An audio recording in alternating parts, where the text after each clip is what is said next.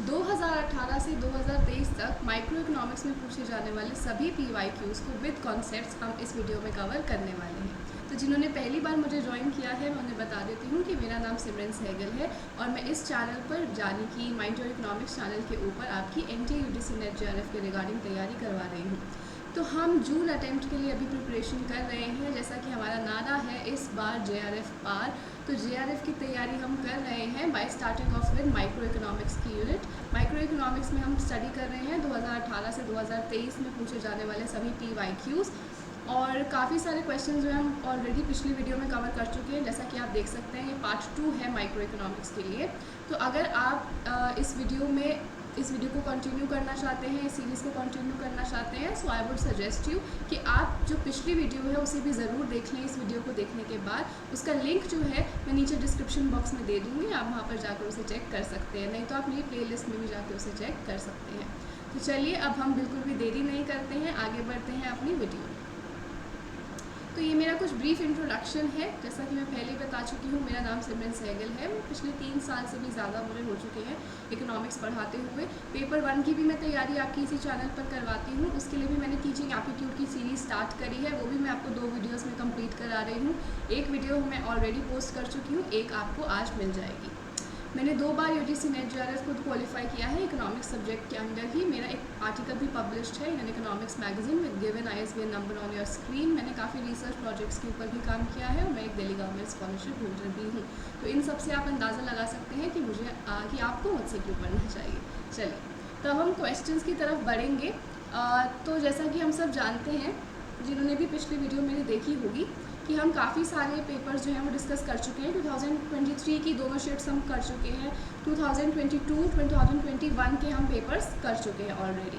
आज हमें शुरू करना है 2020 से, ठीक है। जून 2020 से हमें शुरू करना है और पीछे की तरफ जाना है, यानी कि जून 2020 करेंगे, देन 2019 के दोनों पेपर, देन 2018 के दोनों पेपर्स आज हम कवर करने वाले हैं। चलिए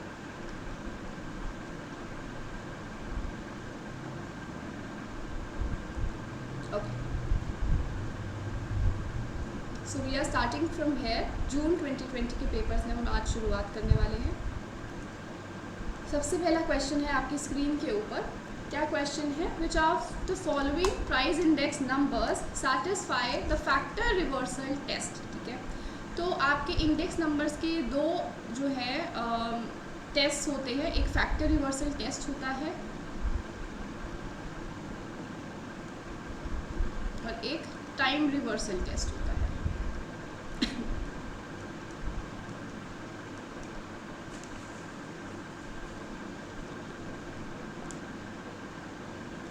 तो मैं आपको पूरा ही फैक्टर रिवर्सल टेस्ट और टाइम रिवर्सल टेस्ट क्या होता है ये एक बार समझा देती हूँ। So what is factor reversal test? Factor reversal test का फॉर्मूला होता है आपका विच इज़ प्राइस इंडेक्स, ठीक है। प्राइस इंडेक्स आपका multiplied by your quantity index is equals to your value index, value of your index, ठीक है, which is simply nothing but summation of P1 Q1 divided by summation of P0 Q0, ठीक है। तो this is your factor reversal test. Time reversal test आपका क्या होता है ये भी मैं आपको बता देती हूँ। This is price index for the base year is equals to 1 divided by price index for the current year, ठीक है, जिसको आप ऐसे भी लिख सकते हैं that price index for the base year is multiplied by the price index for the current year is equals to 1। So these are the 2 test जो आपके इंडेक्स नंबर्स के अंदर होते हैं, एक फैक्टर रिवर्सल टेस्ट, एक time reversal test. There is one more, एक और होता है आपका विच इज़ सर्कुलर टेस्ट, ठीक है। सर्कुलर टेस्ट क्या होता है? ये कम पूछा जाता है वैसे तो पेपर में, लेकिन still this is P01 into P12 into P20 is equals to 1। ये आपका क्या होता है? सर्कुलर टेस्ट के लिए आपका ये फॉर्मूला होता है। चलो तब हमें देखना है कि इन तीनों टेस्ट को कौन कौन सेटिस्फाई करता है। So time factor reversal test जो है वो सिर्फ फिशर प्राइस इंडेक्स जो है इसके ऊपर वैलिडेट करता है, ठीक है। फैक्टर रिवर्सल टेस्ट सिर्फ यही पास करते हैं। टाइम रिवर्सल टेस्ट कौन कौन पास करता है ये आप लिख लीजिए। This is Fisher, obviously Fisher, plus it's Edgeworth. Then there's Kelly's method, and simple geometric mean of price relatives। ठीक है, तो ये सब सेटिस्फाई करते हैं आपके टाइम रिवर्सल टेस्ट को। फैक्टर रिवर्सल टेस्ट को सिर्फ आपका फिशर प्राइस इंडेक्स ही करता है। देन सर्कुलर टेस्ट को कौन करता है? This is satisfied by your simple aggregate formula, then your weighted aggregate, and last आपका है ज्योमेट्रिक मीन। ठीक है, तो मैंने आपको बता दिया है कौन कौन से आपके इंडेक्स नंबर कौन कौन से टेस्ट को वैलिडेट करते हैं। तो क्वेश्चन था आपका कि फैक्टर रिवर्सल को कौन करता है, तो सिर्फ फिशर करता है। So fourth should be the right answer. ठीक है, तो ये आपको एक पूरी समरी मिल गई है इंडेक्स नंबर्स की, तो आप इसको देख लीजिएगा। प्लस एक और चीज़ आप पढ़ लीजिएगा which is last pairs price index क्या होता है, देन पास्चेस प्राइस इंडेक्स क्या होता है, एंड फिशर्स प्राइस इंडेक्स क्या होता है। ठीक है, इनकी आप देख लीजिएगा। एजवर्थ का आप देख लीजिएगा, एजवर्थ आपसे पूछा जाता है। देन बाउली का मेथड आपसे पूछा जाता है, ये भी आप देख लीजिएगा एक बार। वैसे मैं आपको अगर बताना चाहूँ तो मैं बता देती हूँ फटाफट से। लास्ट पेयर का क्या होता है, ये बेस ईयर की प्राइजेस को आपका कंसीडर करते हैं। ठीक है, ये बेस ईयर की प्राइजेस के लिए होता है। पास्चेज आपका करंट ईयर की प्राइजेस के लिए होता है। ये फिशर जो है ये both base and current year के प्राइजेस को देखता है। तो लास्ट पेयर का फॉर्मूला क्या होता है आपका, ये लिख लीजिए, समेशन P1, या मैं इसको चलो कोई बात नहीं, summation P1 Q1 divided by summation P1 Q0 divided by summation P0 Q0 into 100। ये आपका होता है लास्ट पेयर्स का। पास्चेस का आपका होता है summation P1 Q1 divided by summation P0 Q1 into 100। ये आपका पास्चे का होता है। फिशर का आपका होता है geometric mean of Laspeyres and Paasche. तो आपको लास्ट पेयर और पास्चे का यहाँ पर फॉर्मूला लिख देना है, देन इंटू 100 कर देना है। ये फिशर का हो जाएगा आपका। देन एजवर्थ का आपका होता है एजवर्थ का अगर मैं लिखना चाहूँ तो यहाँ पर लिख देती हूँ मैं। एजवर्थ का है समेशन ऑफ P1 इंटू में Q0 plus Q1 divided by 2 divided by summation P0 into Q0 plus Q1 divided by 2। Okay, ये आपका एजवर्थ का होता है। लास्ट आपका बाउली का बच गया। बाउली का मेथड होता है लास्ट पेयर्स प्लस पास्चे का एवरेज। ठीक है, तो आप लास्ट पेयर का लिखिए, पास्चे का लिखिए, डिवाइडेड बाय 2 कर दीजिए, आपको बाउली का मिल जाएगा। तो ये सब चीज़ें आप नोट डाउन कर लीजिए, आपके लिए इम्पोर्टेंट है। आगे बढ़ते हैं।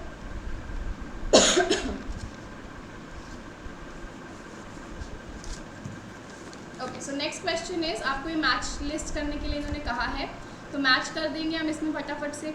तो सबसे पहले है हमारा स्वीजी का मॉडल। स्वीजी का मॉडल मैंने आपको लास्ट क्लास में भी बताया था, किंग डिमांड कर्व से ही आपका रिलेटेड होता है।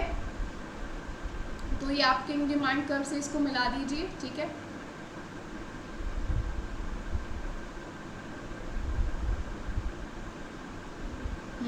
नेक्स्ट है आपका स्टैकलबर्ग। स्टैकलबर्ग का मॉडल आपका किससे रिलेटेड होता है, रिएक्शन कर्व्स। अगर आपने ये मॉडल पढ़ा होगा स्टैकलबर्ग का, कूर्नो का और बर्ट्रेंड का, तो आपको पता होगा रिएक्शन कर्व्स से रिलेटेड होता है आपका स्टैकलबर्ग का। देन आपका जो फेलनर का है, Fellner is related to your price leadership model. And Chamberlin का जो मॉडल है ये आपका स्मॉल ग्रुप मॉडल होता है। ठीक है, चैम्बरलिन का आपका जो मॉडल है, तो इसको अगर आप मैच करके देखेंगे तो your answer must be 1, 2, 4 and 3. So 1, 2, 4, 3. So D option is the right answer. ठीक है, चलिए आगे बढ़ते हैं। Now the solution of the following game. अब ये मैंने आपको गेम थ्योरी में अच्छे से करवाया था, जब मैंने आपको बता रखा है ऑलरेडी कि मेरी अनअकैडमी की अगर आप प्रोफाइल पर जाएंगे, सिमरन सहगल, तो वहाँ पे आपको माइक्रो इकोनॉमिक्स की कंप्लीट सीरीज़ मिलेगी इन डिटेल। मैंने आपको हर एक टॉपिक करवाया है इन स्पेशल क्लासेस, तो आप वहाँ पर जाकर देख सकते हो। गेम थ्योरी को भी मैंने बहुत अच्छे से समझाया है, तो वहीं पर मैंने आपको ये वाला क्वेश्चन भी करवाया था। तो इस क्वेश्चन को कैसे सॉल्व करना है मैं यहाँ पर भी बता देती हूँ आपको। ऑल्दो अगर आपको पूरा पढ़ना है तो आप जाकर वहाँ पर भी देख सकते हो, ठीक है। चलो, तो आपने देखना है इसका सॉल्यूशन। इसका सॉल्यूशन कैसे निकलना था मैंने आपको बताया था। इसकी स्ट्रैटेजी क्या होती है, दिस इज मैक्सिमम स्ट्रैटेजी, ठीक है। मैक्सिमम स्ट्रैटेजी को आप कैसे फॉलो करते हैं, आप देखेंगे अपने रोज़ में से जो भी मिनिमम वैल्यूज़ है, ठीक है। अपने रोज़ में से आप देखिए कौन सी मिनिमम वैल्यू है। फर्स्ट रो में देखो क्या मिनिमम वैल्यू है 2, इसमें मिनिमम वैल्यू क्या है -5, इसमें मिनिमम वैल्यू क्या है आपकी -2। अब आप देखिए अपने कॉलम्स को, कॉलम में आपकी कौन सी वैल्यूज़ आपको देखनी है, मैक्सिमम। अब देखो रो में क्या देखना है आपको, मिनिमम, और कॉलम में क्या देखना है आपको, मैक्सिमम। तो मैक्सिमम वैल्यू देखिए, दिस इज़ 2, यहाँ पर मैक्सिमम क्या है 6, यहाँ पर मैक्सिमम क्या है 2। अब आपको क्या करना है, जब आपने मिनिमम देखा था रोज़ में से तो उसका आपको निकालना है मैक्सिमम। तो इसमें से मैक्सिमम क्या है 2, और ये जो आपने मिनिमम मैक्सिमम वैल्यूज़ निकाली थी इसका आपको निकालना है मिनिमम। क्या मिनिमम है इसमें 2, यानी कि आपकी वैल्यू ऑफ द गेम क्या आ रही है, value of the game is 2। तो आपने देखा यहाँ पे वैल्यू ऑफ द गेम सभी ऑप्शंस में आपको दिया हुआ था 2, लेकिन आपको आप स्ट्रैटेजी बतानी है कि कौन सी स्ट्रैटेजी बेस्ट होगी। तब आप देखो कहाँ पर 2 आ रहा है आपका आउटकम, वही आपकी स्ट्रैटेजीज बेस्ट होंगी। एक आउटकम है आपका ये, एक आउटकम है ये, एक है ये। तो ये कौन सी स्ट्रैटेजी है, दिस इज़ A1B1, ठीक है, A1B1 है। ये कौन सी स्ट्रैटेजी है, ये आपकी A1B3 है। ये कौन सी स्ट्रैटेजी है, ये A3B1 है। तो ये 3 स्ट्रैटेजीज पे आपकी वैल्यू ऑफ द गेम 2 निकल कर आ रही है। तो ये आपका आंसर बी हो जाएगा डायरेक्टली, ठीक है। I hope this is clear to everyone. आगे बढ़ते हैं। Learning curve effect is related to a firm's long run average cost curve, ठीक है। अब ये आपको क्वेश्चन इन्होंने दे रखा है। तो लर्निंग कर्व इफेक्ट होता क्या है, पहले तो ये समझ लीजिए। लर्निंग कर्व इफेक्ट कहता है कि जैसे जैसे लॉन्ग रन के अंदर आपकी लेबर काम करने लग जाती है तो वो लेबर बहुत ज़्यादा एफिशिएंट हो जाती है अपने काम को करने के लिए, ठीक है। तो आपकी जो एवरेज कॉस्ट होती है या एवरेज लेबर कॉस्ट जो आपकी होती है वो फॉल करने लग जाती है, because your labour has started learning how to produce the goods, ठीक है। जैसे जैसे वो लोग काम करते रहेंगे आपके प्रोडक्शन में है, आपकी प्रोडक्शन करते रहेंगे, तो इन द लॉन्ग रन वो काफ़ी ज़्यादा चीज़ें समझ चुके होंगे, लर्न कर चुके होंगे वो भी किस तरीके से प्रोड्यूस करना है। तो इसीलिए वो कम कॉस्ट के ऊपर भी आपको ज़्यादा प्रोड्यूस कर कर दे देंगे। So your average labour cost जो है वो फॉल करनी स्टार्ट कर देती है। इसी के साथ आपकी एक और भी इफेक्ट होता है, जो अगर आपसे लर्निंग का इफेक्ट पूछा है तो वो भी पूछ सकते हैं, विच इज़ एक्सपीरियंस इफेक्ट, ठीक है। एक्सपीरियंस इफेक्ट क्या होता है, एक्सपीरियंस इफेक्ट होता है कि आपके सारे ऑल फैक्टर्स ऑफ प्रोडक्शन जो हैं, ठीक है, ऑल फैक्टर्स ऑफ प्रोडक्शन जो है वो एफिशिएंट हो गए हैं, ठीक है। सारे जो आपके फैक्टर्स ऑफ प्रोडक्शन है वो एफिशिएंट हो जाते हैं इन द लॉन्ग रन, जिसकी वजह से आपकी ओवरऑल कॉस्ट जो है, यानी कि जो आपकी टोटल कॉस्ट है वो फॉल करनी स्टार्ट कर जाती है, ठीक है। आपकी कॉस्ट सेविंग होने लग जाती है in the long run, because आपके सारे फैक्टर्स ऑफ प्रोडक्शन जो है वो एफिशिएंट हो जाते हैं in producing a particular commodity. तो ये 2 इफेक्ट्स हैं, आप लिख लीजिए अपने पेपर में। तो ये स्टेटमेंट ठीक है आपकी बिल्कुल, ये आपकी long run average cost curve से रिलेटेड ही होता है। Next is a swapped allocation is one that is Pareto efficient as well as an equitable allocation, ठीक है। ये थोड़ा सा मिसिंग है क्वेश्चन में, दिस इज इक्विटेबल एलोकेशन। चलो, सो स्वॉप्ड एलोकेशन क्या होता है, swapped allocation is kind of a situation in which both the parties have agreed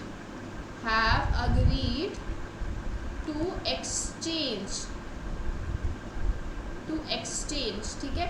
जहाँ पे दोनों पार्टीज़ ने या दोनों कंज्यूमर्स ने या दोनों प्रोड्यूसर्स ने अग्री किया हुआ है कि वो एक दूसरे के साथ एलोकेशन जो है वो चेंज कर लेंगे, एक्सचेंज कर लेंगे वो एक दूसरे के साथ, ठीक है। तो आपकी जो स्वैप्ड एलोकेशन होती है वो परेटो एफिशिएंट भी होती है और आपका इक्विटेबल एलोकेशन भी होता है ना। What is Pareto efficient? Pareto efficient का मतलब होता है एक ऐसी सिचुएशन जहाँ से अगर आप एक बंदे को बेटर ऑफ करना चाहते हो तो आपको दूसरे को वर्स ऑफ करना पड़ेगा, ठीक है। That means it is the most efficient point जहाँ पर दोनों को ही मैक्सिमम सेटिस्फैक्शन मिल रही है, ठीक है। लेकिन अगर आप दूसरे बंदे की, एक बंदे की अगर यहाँ पर सेटिस्फैक्शन इंक्रीज करना चाहते हो तो दूसरे की सेटिस्फैक्शन आपको डिक्रीज करनी पड़ेगी, ठीक है। Next is equitable allocation. Equitable allocation क्या होता है कि दोनों के पास जो अमाउंट है रिसोर्सेज का वो इक्वल है। क्लियर? चलो आगे बढ़ते हैं। अच्छा, आंसर नहीं बताया मैंने इसका शायद। हाँ, so this statement is also right, so 1 and 2 both are right, so A must be the right answer. चलो आगे बढ़ते हैं। Leftward shift in labour demand curve is caused by, अभी मैंने लेबर डिमांड कर्व आपको पिछली क्लास में बताया था।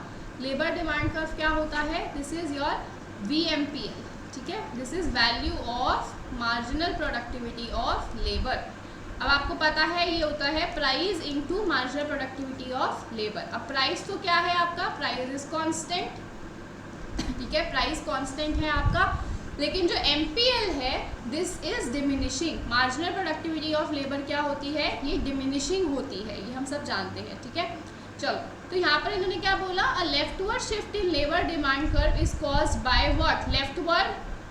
लेफ्टवर्ड चेंज कब आएगा हमारा इसके अंदर? जब हम लेफ्टवर्ड चेंज कब आएगा? जब मेरी मार्जिनल प्रोडक्टिविटी कम हो जाएगी, ठीक है। लेफ्टवर्ड चेंज कब आएगा? जब मेरी मार्जिनल प्रोडक्टिविटी जो है वो कम हो जाएगी, क्योंकि प्राइस तो कांस्टेंट है। दो ही चीज़ों की वजह से चेंज आ सकता था, प्राइस तो कांस्टेंट हो गया, लेकिन मार्जिनल प्रोडक्टिविटी जब आपकी फॉल करेगी तब आपका लेबर डिमांड कर्व शिफ्ट कर जाएगा, ठीक है। चलो, सो answer must B D, decrease in the marginal productivity of labour. अब ये आपको प्रोडक्शन फंक्शन दिया हुआ है एक, और आपसे पूछा है marginal productivity of labour MPL और MPK की वैल्यूज़ क्या क्या होंगी। तो आप सबको पता होना चाहिए MPL क्या होता है? This is del Q by del L। MPK क्या होता है? This is del Q by del K। उनकी वैल्यूज़ निकाल लीजिए अब इसके अंदर से, तो कितना आएगा? दिस इज 10 × 0.8 L की पावर 0.8 - 1 K की power 0.2। This will be equals to 10 × 0.2 L की पावर 0.8 K की पावर 0.2 - 1। इसको आगे सॉल्व कीजिए। This is 10 × 0.8 8, this is K by L to the power 0.2। ये कितना आएगा? This will be 2 × L by K to the power 0.8। अब इसकी वैल्यूज़ आप देख लीजिए क्या आ रही है। MPL इज दिस, ए वाला आपका ठीक है, MPK 2 × L by K, तो MPK आपका ए वाला ठीक है। So A and C are the right answer, तो B आपका ठीक हो जाएगा, ठीक है। I hope this is clear to everyone. आगे बढ़ते हैं। Presence of asymmetric information in the market causes which of the following. Asymmetric information क्या होती है? जब एक पार्टी के पास ज़्यादा इन्फॉर्मेशन होती है as compare to the other party. For example, अगर एक बायर के पास ज़्यादा इन्फॉर्मेशन है और सेलर के पास कम इन्फॉर्मेशन है अबाउट द एक्सचेंज और अबाउट द प्रोडक्ट, तो उस केस के अंदर आपका एसिमेट्रिक इन्फॉर्मेशन होगी। या फिर सेलर के पास आपकी ज़्यादा इन्फॉर्मेशन है और बायर के पास कम इन्फॉर्मेशन है अबाउट द प्रोडक्ट, तो आपका फिर से एसिमेट्रिक इन्फॉर्मेशन। एसिमेट्रिक का मतलब क्या होता है? इक्वल ना होना, सिमेट्रिक ना होना। तो सिमेट्रिक क्या ना होना? इन्फॉर्मेशन सिमेट्रिक ना होना। दोनों के पास जो लेवल ऑफ इन्फॉर्मेशन है वो अलग अलग है। This is asymmetric. अब इससे होता क्या है अब वो देख लेते हैं हम फटाफट से।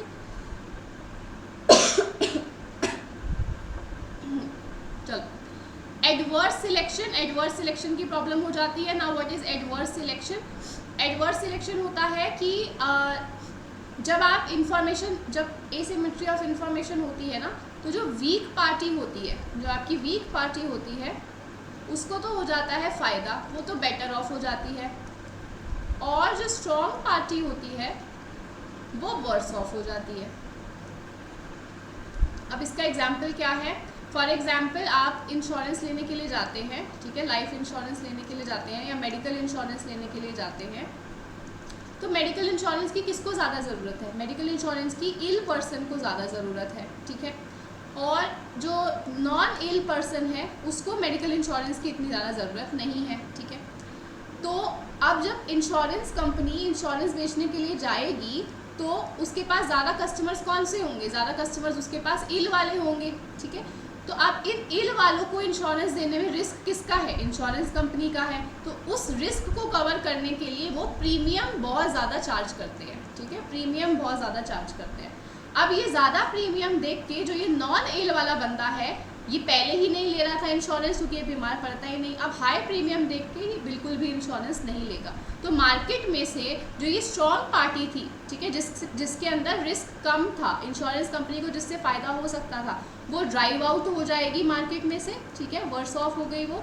और जो पार्टी वीक थी, यानी कि जो पार्टी हमारे लिए रिस्की थी, उसका अमाउंट ज़्यादा इंक्रीज हो जाएगा हमारा, ठीक है। तो this is adverse selection. Next, marginal benefits of an additional resources diminish with an increasing number of unit of resources, ऐसा नहीं होता। एफिशिएंसी वेजेस की कोई मतलब ही नहीं होता यहाँ पर। नेक्स्ट, प्रिंसिपल एजिंग प्रॉब्लम यहाँ पे हो जाती है। देन अगेन मैंने प्रिंसिपल एजिंग प्रॉब्लम आपको पिछली क्लास में भी समझाया था। प्रिंसिपल एजिंग प्रॉब्लम क्या होती है कि एक इंसान होता है प्रिंसिपल और एक बंदा होता है एजेंट। प्रिंसिपल कौन है, जिसको टास्क परफॉर्म करना है। एजेंट कौन है, जो प्रिंसिपल के बिहाफ में टास्क परफॉर्म कर रहा है, ठीक है, ये चीज़ समझ में आई। यानी कि प्रिंसिपल ने एजेंट को हायर किया हुआ है to perform this particular task, लेकिन इस प्रिंसिपल के अपने अलग ऑब्जेक्टिव्स हैं, इस एजेंट के अपने अलग ऑब्जेक्टिव्स हैं। तो उस केस के अंदर इन दोनों के ऑब्जेक्टिव्स में कॉन्ट्राडिक्शन आ सकती है, कॉन्फ्लिक्ट्स अराइज हो सकते हैं। तो ये भी प्रिंसिपल एजेंट प्रॉब्लम जो है आपकी ए से 50 ऑफ इन्फॉर्मेशन में आती है, ठीक है। I hope this is clear. So A and D must be the right answer, C आपका ठीक हो जाएगा। आगे बढ़ते हैं। Given the total revenue function, total revenue function आपको दिया हुआ है, टोटल कॉस्ट आपको दिया हुआ है, आउटपुट दिया हुआ है, आपको कहा उन्होंने इनमें से कौन सा ठीक है। चलो, तो आपको क्या क्या देखना है, एम आर एम सी की वैल्यूज आपको देखनी है, ऑटोमेटिकली पता चल जाएगा क्या आएगा। तो एम आर देखो कितना आ रहा है, एम आर आपका क्या होता है, del T R by del Q. तो निकालो 1400 माइनस 12Q। एम सी आपका कितना आएगा, del T C by del Q.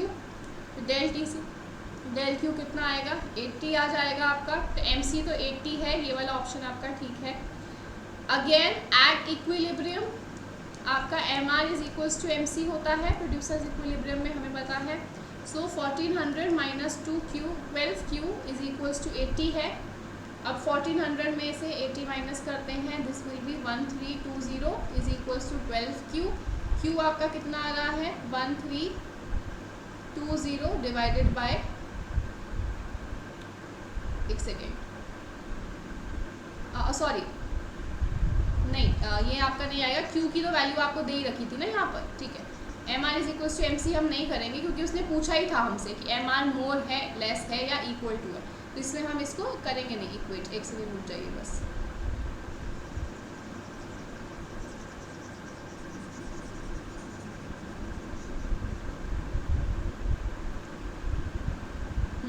तो यहाँ पर हमारा क्या आ जाएगा, अब हम वैल्यू पुट कर देते हैं Q की यहाँ पर, तो हमें मिल जाएगा M R will be equals to 1400 minus 12 into 100 which is 200। तो आपका 280 से ज़्यादा है, so your M R is more than M C. तो आपका ए ऑप्शन ठीक होगा। तो A and B are the right answer, so A आपका ठीक हो गया, ठीक है। चलो आगे बढ़ते हैं। Maximum social welfare is guaranteed where a competitive firm exhibits the following condition, ठीक है। आपका मैक्सिमम सोशल वेलफेयर कहाँ पे अचीव होता है, वो अचीव होता है आपका जहाँ पे your PPC is tangent to your budget line, ठीक है।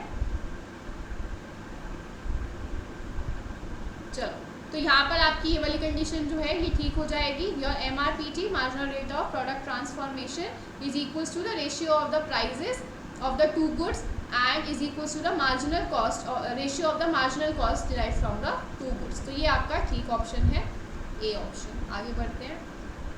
चलिए, अब ये आपको इनकम कंजम्पशन कर दे रखा है। इनकम कंजम्पशन कर से आपको बताना है कि ए के बाद, एक second, which one of the following is correct beyond point A. इस पॉइंट ए के बाद आपका कौन सा गुड इंफीरियर है और कौन सा गुड आपका नॉर्मल है, ये आपको बताना है, ठीक है। ये चीज़ आपको यहाँ पर बतानी है। चलो, तो अगर आपका आईसीसी नीचे की तरफ बेंड हो गया है ना, इनकम कंजम्पशन कर्व आपका अगर नीचे की तरफ बेंड हो जाता है, तो ये जिसकी तरफ बेंड होता है ना वो तो हो जाता है हमारा नॉर्मल गुड, और जिसके साइड से बेंड होता है यानी कि जिससे वो दूर जा रहा है ना वो गुड हो जाता है हमारा इंफीरियर गुड, ठीक है। तो जिसके टूवर्ड्स बेंड होगा वो नॉर्मल गुड, जिससे अवे बेंड होगा वो इंफीरियर गुड हो जाता है। तो कौन सा गुड हो गया, गुड वाई आपका इंफीरियर हो गया और गुड एक्स आपका नॉर्मल हो गया। और इसका उल्टा क्या हो सकता था, ऐसा बन सकता था आपका आईसीसी, ठीक है। तो इस केस के अंदर जहाँ से इसने बेंड आउटवर्ड्स किया है, बेंड जिससे अवे हुआ है, दिस विल बी इंफीरियर, जिसके टूवर्ड्स बेंड हुआ है this will be normal good. Okay, I hope this is clear to everyone. तो ये आपका आंसर आ जाना चाहिए, y is inferior and x is normal. आगे बढ़ते हैं। Compared to a certain point on the contract curve, a point above the contract curve is more efficient। वो क्या कह रहे हैं कि आपके contract curve के ऊपर जो भी points होते हैं, मैंने पिछली क्लास में भी बताया था, this is your Edgeworth box, ये x का origin है, ये y का origin है, ये x के indifference curves है, ये y के indifference curves हैं। जहाँ पर ये टेंजेंट हैं एक दूसरे के, वहाँ पे हमें परेटो एफिशिएंसी मिलती है। जहाँ परेटो एफिशिएंट पॉइंट्स को हम ज्वाइन करते हैं हमें कॉन्ट्रैक्ट कर्व मिलता है। So contract curve is the locus of all the Pareto efficient points. तो वो कह रहे हैं कि इस कॉन्ट्रैक्ट कर्व के अबव जो भी पॉइंट होगा, ठीक है, अबव जो भी पॉइंट होगा ये ज़्यादा एफिशिएंट होगा। तो ऐसा नहीं होता है, जो आपके कॉन्ट्रैक्ट कर्व पे पॉइंट्स होते हैं they are the most efficient points, because कौन से पॉइंट्स हैं, ये परेटो एफिशिएंट है। परेटो एफिशिएंसी का मतलब क्या होता है कि दोनों के लिए वो बेस्ट पोजीशन है। अगर इस पोजीशन से अब आप डिविएट करेंगे तो एक को बेटर ऑफ बनाने के लिए आपको दूसरे को वर्स ऑफ करना ही पड़ेगा। तो इसीलिए ये स्टेटमेंट आपकी गलत हो जाती है। Next, contract curve represents the locus of points where the marginal rate of substitution between two goods is the same for both the individuals। Correct. अब ये क्या कह रहे हैं कि कॉन्ट्रैक्ट कर्व जो है वो उन सब पॉइंट्स के बारे में बताता है जहाँ पे एमआरएस दोनों गुड्स का दोनों इंडिविजुअल्स के लिए सेम हो जाए। तो एमआरएस क्या होता है, स्लोप ऑफ इंडिफरेंस कर्व्स। तो इसका स्लोप क्या हो जाएगा, MRS of X Y for A के लिए। देन इस जो आपका आईसी, ये वाला आईसी है, ये बी कंज्यूमर के लिए है, this will be MRS of X Y for consumer B. तो ये दोनों आपस में इक्वल ही हो रहे हैं, ठीक है, इसीलिए आपका ये सही है option. So A is right but R is wrong. So C आपका ठीक होना चाहिए यहाँ पर। ओके, चलो आगे बढ़ते हैं। अब आपको एक प्रोडक्शन फंक्शन यहाँ पर दिया हुआ है और आपको कुछ ऑप्शंस दिए हैं, आपको बताना है इनमें से कौन सा आपके लिए ठीक है, ठीक है। चलो, so the coefficient A shows the managerial efficiency. अब ए जो है ये बहुत सारी चीज़ें दिखाता है, क्या क्या दिखाता है आप लिख लीजिए। This is the technological coefficient और the technical coefficient. It can show managerial efficiency. It is the solo residual. It represents the total factor productivity. तो ए आपका इनमें से कुछ भी लिखा हुआ हो आपके ऑप्शंस में तो वो सही हो जाएगा, ठीक है। ए की वैल्यूज जो है वो ये सारी होती हैं, टेक्नोलॉजिकल कोएफिशिएंट्स और technical coefficient, managerial efficiency, solo residual और टोटल फैक्टर प्रोडक्टिविटी। मेरी फोटो के पीछे छुप रहा होगा शायद लिखा हुआ, इसीलिए मैं रिपीट कर रही हूँ, आप इसको लिख लीजिए, ठीक है। चलिए, तो ये तो ठीक है। Next, if alpha plus beta is more than one production function exhibit increasing returns to scale. अब आपको पता है ये कौन सा है, कॉप डगलस प्रोडक्शन फंक्शन है, ठीक है। तो कॉप डगलस प्रोडक्शन फंक्शन में जो आपके लेबर और कैपिटल के ऊपर पावर्स होती हैं, तो जब आप इनको ऐड करते हैं तो आपको रिटर्न्स टू स्केल्स मिलते हैं। अगर ये मोर देन 1 है तो इंक्रीजिंग रिटर्न्स टू स्केल, अगर ये लेस देन 1 है तो डिक्रीजिंग रिटर्न्स टू स्केल, अगर ये इक्वल्स टू 1 है तो कांस्टेंट रिटर्न्स टू स्केल आपको मिलता है। तो ये ऑप्शन ठीक हो जाएगा, alpha plus beta if it is more than 1 तो increasing returns to scale. Next आपको पूछा है उसने MRTS जो है वो आपका ऐसा दिखता है। नाउ MRTS आप कैसे कैलकुलेट करते हैं ये चीज़ भी देख लेते हैं हम। एक बार मैं इरेज कर दूँ ये सारा। So MRTS of LK is equals to MPL by MPK, which is del Q by del L divided by del Q by del K, which is equals to A alpha A L to the power alpha minus 1 K to the power beta divided by beta A L to the power alpha K to the power beta minus 1। अब इसको आगे further solve करते हैं। A से A तो cut ही जाएगा। This will be alpha by beta into beta minus K by L to the power K by L आ जाएगा आपका सिंपली, ठीक है। So this is alpha by beta K by L। तो obviously आपका यहाँ पे क्या लिखा है, beta by alpha, not alpha by beta, तो इसीलिए ये गलत हो जाएगा। Next marginal product of capital उसने पूछा है, MPK आपको बताना है। तो MPK क्या था, ये था आपका MPK, तो इसको हम लिख लेते हैं। This is beta A to the power A L to the power alpha K to the power beta minus 1। अब एक बीटा ये अलग से यहाँ पर दिया हुआ है तो इसको हम लिख लेते हैं। This will be beta A to the power L to the power alpha K to the power beta. अब ये जो -1 है K to the power -1, इसको मैं नीचे लेकर जा सकती हूँ। अब आप देखो ये जो वैल्यू है ये क्या है, ये Q है, ये आपको प्रोडक्शन फंक्शन दिया हुआ है। So this will be beta Q divided by K। तो यही आपको यहाँ पे भी दिया है, तो ये सही है, यानी कि A, B and D are right but C is wrong. तो A, B and D, B option is the right option. Okay, आगे बढ़ते हैं। अब आपको दिया है cross price elasticity of metro rides, ठीक है। क्रॉस प्राइस इलास्टिसिटी आपको दिया है 0.8। टोटल राइडरशिप पर डे आपको दे रखी है 1.5 लाख। अब price of bus rides increases by 5%। अब देखो क्रॉस प्राइस इलास्टिसिटी क्या होती है, मैंने आपको बताया था।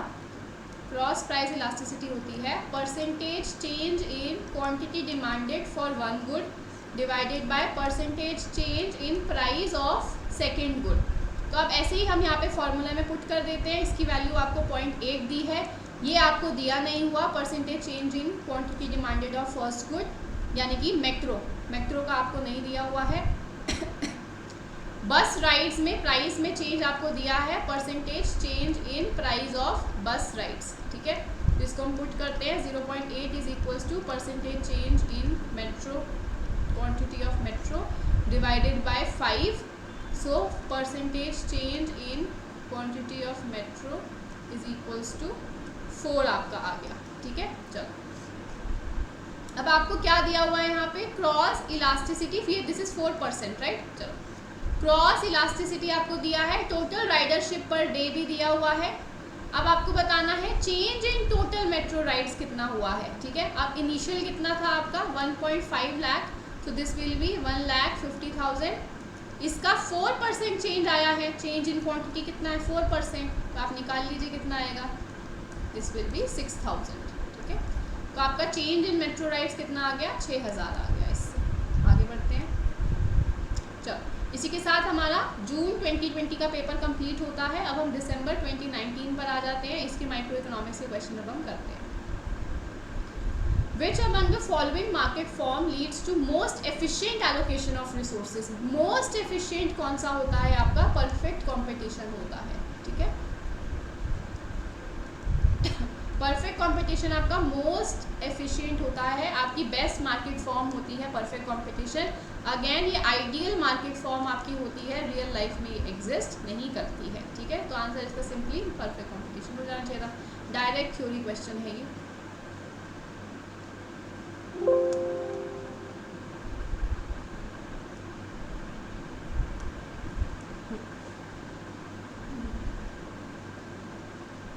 Again a numerical. Consider an economy with a linear homogeneous Cobb-Douglas production function with two inputs capital and labor. The share of capital and labor आपको दिया हुआ है rate of growth of capital and labour आपको दिया हुआ है। If growth rate of output is 6% per annum, आपको total factor productivity में ग्रोथ निकालनी है, ठीक है। तो देखो क्या दिया हुआ है यहाँ पे आपको this is Cobb Douglas production function इन्होंने कहा पहले तो कॉप डगलस लिख लेते हैं। Q is equals to A into L to the power alpha K to the power beta, ठीक है।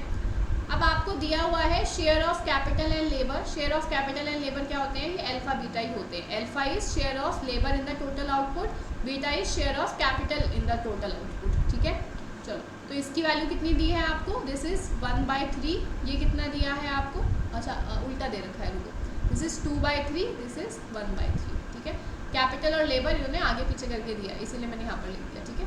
चलो rates of growth of capital and labour आपको यहाँ पर दिया हुआ है। Rate of growth of labour and capital. अब रेट ऑफ ग्रोथ क्या होता है आपका, रेट ऑफ ग्रोथ हो जाएगा सिंपली, देखो this will B rate of growth of total factor productivity. ये मैंने आपको बताया था, ए जो है टोटल फैक्टर प्रोडक्टिविटी को भी रिप्रेजेंट करता है, इसी की ग्रोथ आपको बतानी है, ठीक है। इसको आप लिख लीजिए, this is growth of A plus alpha into growth of labour plus beta into growth of capital and this is the growth of output. ये आपका फॉर्मूला हो जाता है सिंपली, ठीक है। चलो तो अब इसकी वैल्यू आपको दी हुई है, कितनी दी है इन्होंने, यहाँ पर 6% दिया है, तो 6 इज इक्वल्स टू, इसकी वैल्यू आपको नहीं पता, इसको एज इट इज रहने दीजिए। अल्फा की आपको पता है 2/3, ये आपको दिया हुआ है लेबर का 3% प्लस बीटा आपके पास है 1/3, कैपिटल का भी आपको दे रखा है 6%। तो इसको सॉल्व करते हैं, this will be 2 + 2 4।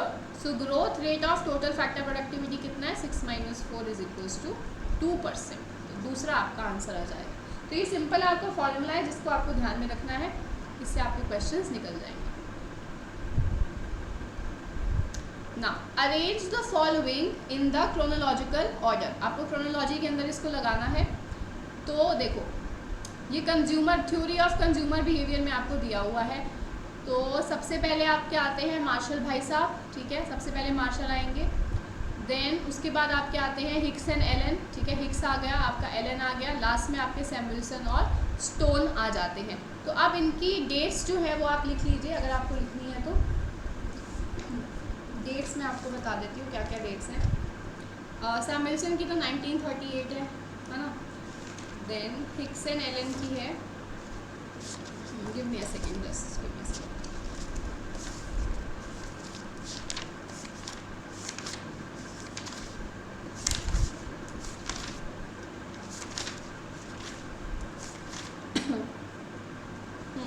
Hicks and Allen की है आपके पास 1934, मार्शल की है आपके पास 1890, ओके। स्टोन की यहाँ पर कहीं पर लिखी नहीं है मैंने, तो इसकी आप देख सकते हैं आर स्टोन।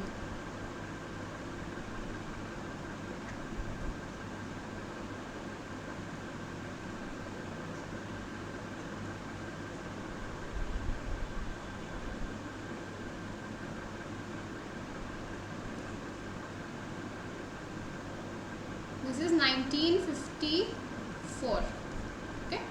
तो ये डेट्स आपकी हैं सारी, आप लिख सकते हैं, ये आपको पूरा क्रोनोलॉजी के अंदर मिल जाएगा। आगे बढ़ते हैं। In which of the following product problem of adverse selection is encounter. Adverse selection की प्रॉब्लम आपकी कहाँ पर आती है, अभी थोड़ी देर पहले मैंने आपको समझाई थी। ये दोनों में, इंश्योरेंस मार्केट में भी और क्रेडिट मार्केट में भी होती है। इंश्योरेंस मार्केट के अंदर इंश्योर्ड जो है बंदा, इंश्योर्ड यानी कि जो इंश्योरेंस ले रहा है, ठीक है, ये इंश्योरेंस टेकर, इसके पास ज़्यादा इन्फॉर्मेशन होती है। He has more information about himself, अब उसकी लाइफ के बारे में, उसके प्रोडक्ट के बारे में उसको ज़्यादा इन्फॉर्मेशन होगी। इंश्योरर को कम इन्फॉर्मेशन होती है, ठीक है, he has less information. Clear. Insurer कौन है, जो इंश्योरेंस कंपनी है। मार्केट ऑफ क्रेडिट के अंदर आपका एक बोरोवर होता है और एक लेंडर होता है। तो बोरोवर के पास मोर इन्फॉर्मेशन होती है, लेंडर के पास लेस इन्फॉर्मेशन होती है, ठीक है, अबाउट हिज बिहेवियर। इसीलिए यहाँ पर भी आपकी एसिमेट्री आ जाएगी, जिसकी वजह से एडवर्स सिलेक्शन आ जाएगा, ठीक है। चलो, तो दोनों ही आपके ठीक होते हैं, so fourth must be the right answer, both 1 and 2। आगे बढ़ते हैं।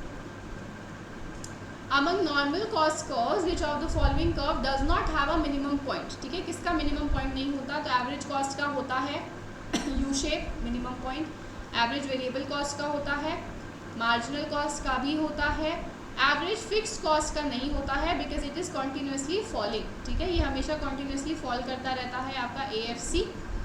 It will never touch the axis, कि एक्सिस को कभी भी टच नहीं करेगा। Why? Because it is average fixed cost, it is an average cost and averages can not be zero. दूसरा रीज़न क्या है? It is derived from the total factor cost and total factor cost is never zero. ठीक है, it is never zero, it is always positive. तो जब ये positive है तो एवरेज फिक्स्ड कॉस्ट कैसे आपकी ज़ीरो हो सकती है? ठीक है, चलो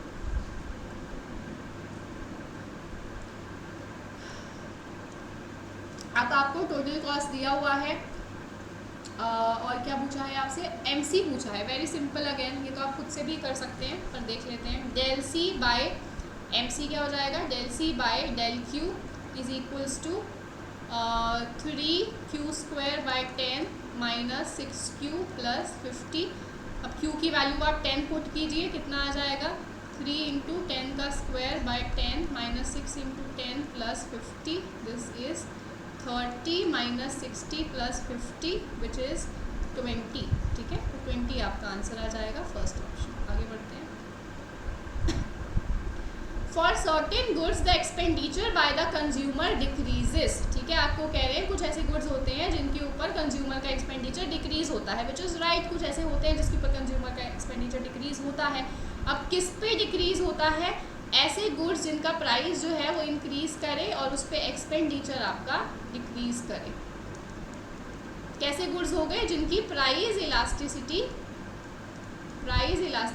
इज मोर देन 1। ठीक है, जिनकी प्राइस इलास्टिसिटी मोर देन 1 होती है, वहाँ पर अगर आपका प्राइस इंक्रीज करता है तो एक्सपेंडिचर आपका फॉल करता है। ठीक है, ये टोटल एक्सपेंडिचर मेथड है आपका इलास्टिसिटी का, ये मैंने करवाया भी हुआ है शायद चैनल के ऊपर भी।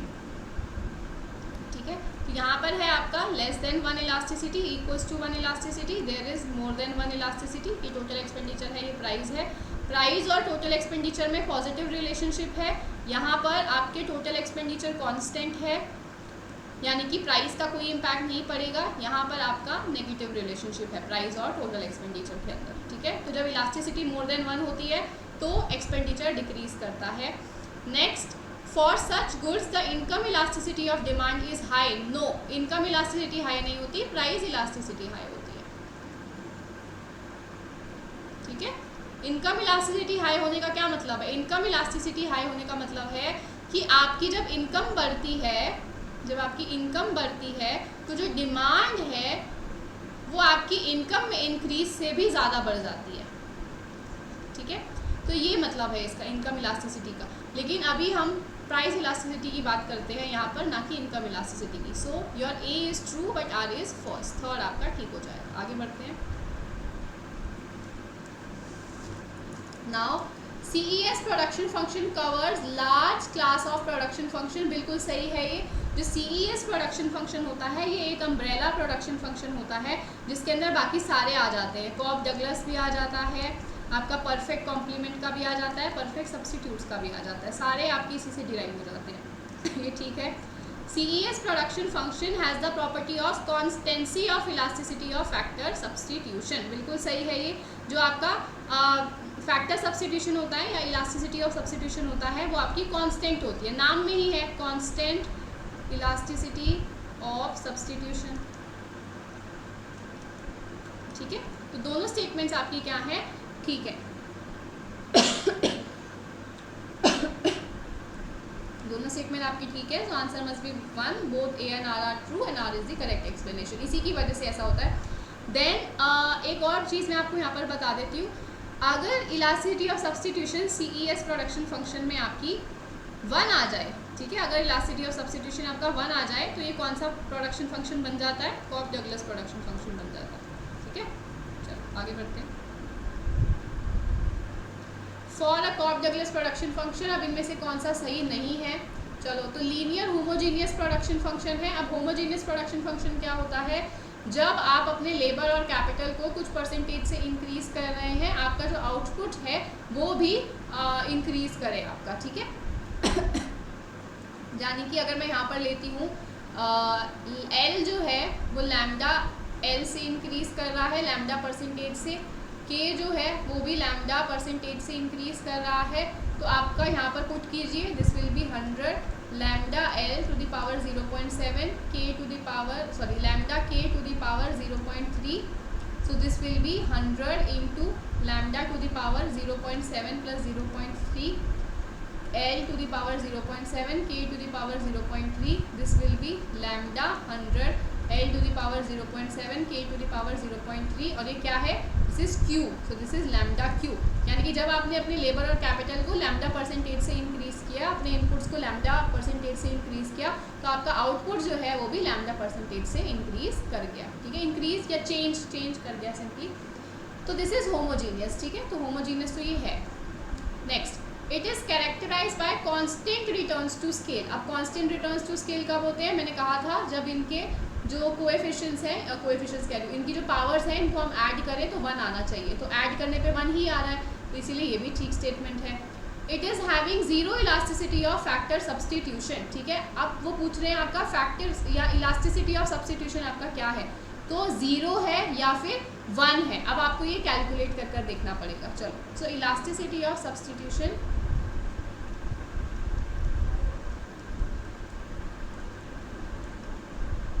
इलास्टिसिटी ऑफ सब्सटीट्यूशन आपका हो जाता है यहाँ पर सिंपली, एक सेकेंड इसका मैं आपको फॉर्मूला बता देती हूँ इलास्टिसिटी ऑफ सब्सटीट्यूशन का।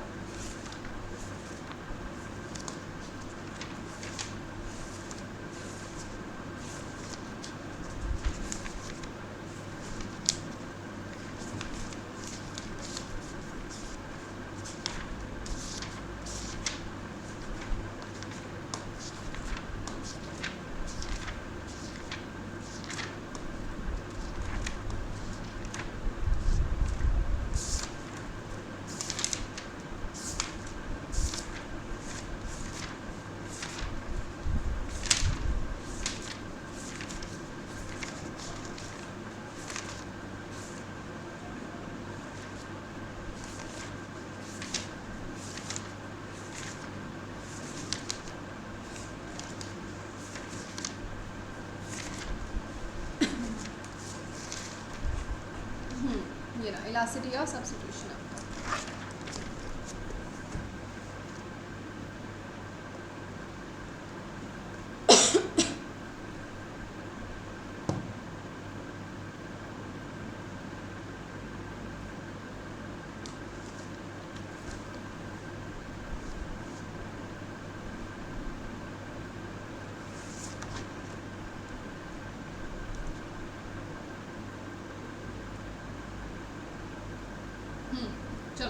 सो इलास्टिसिटी ऑफ सब्स्टिट्यूशन आपका कॉप डगलस प्रोडक्शन फंक्शन में कितना हो जाता है, इलास्टिसिटी ऑफ सब्स्टिट्यूशन आपको कॉप डगलस प्रोडक्शन फंक्शन है, अभी पीछे ही मैंने आपको बताया था, दिस इज इक्वल्स टू 1, ठीक है। मैं खुद ही कंफ्यूज हो गई इसके अंदर, तो आपको यहाँ पे कैलकुलेट करने की भी ज़रूरत नहीं है, आपको डायरेक्टली पता चल जाएगा कि इलास्टिसिटी ऑफ सब्स्टिट्यूशन कितना होता है आपका, 1 होता है, यूनिट होता है, तो ये सही है, दिस इज़ रॉन्ग। तो आपका आंसर थर्ड ऑप्शन हो जाएगा, क्योंकि अभी मैंने पीछे ही आपको समझाया था ये चीज़, कहाँ पर, यही रहा, जब आपका CES प्रोडक्शन फंक्शन में CES प्रोडक्शन फंक्शन में इलास्टिसिटी जब आपकी 1 हो जाती है, तो this is Cobb Douglas production function, okay. चलो आगे बढ़ते हैं। कंसीडर द फॉलोइंग स्टेटमेंट्स, कुछ स्टेटमेंट्स आपको यहाँ पर दे रखी हैं इन्होंने।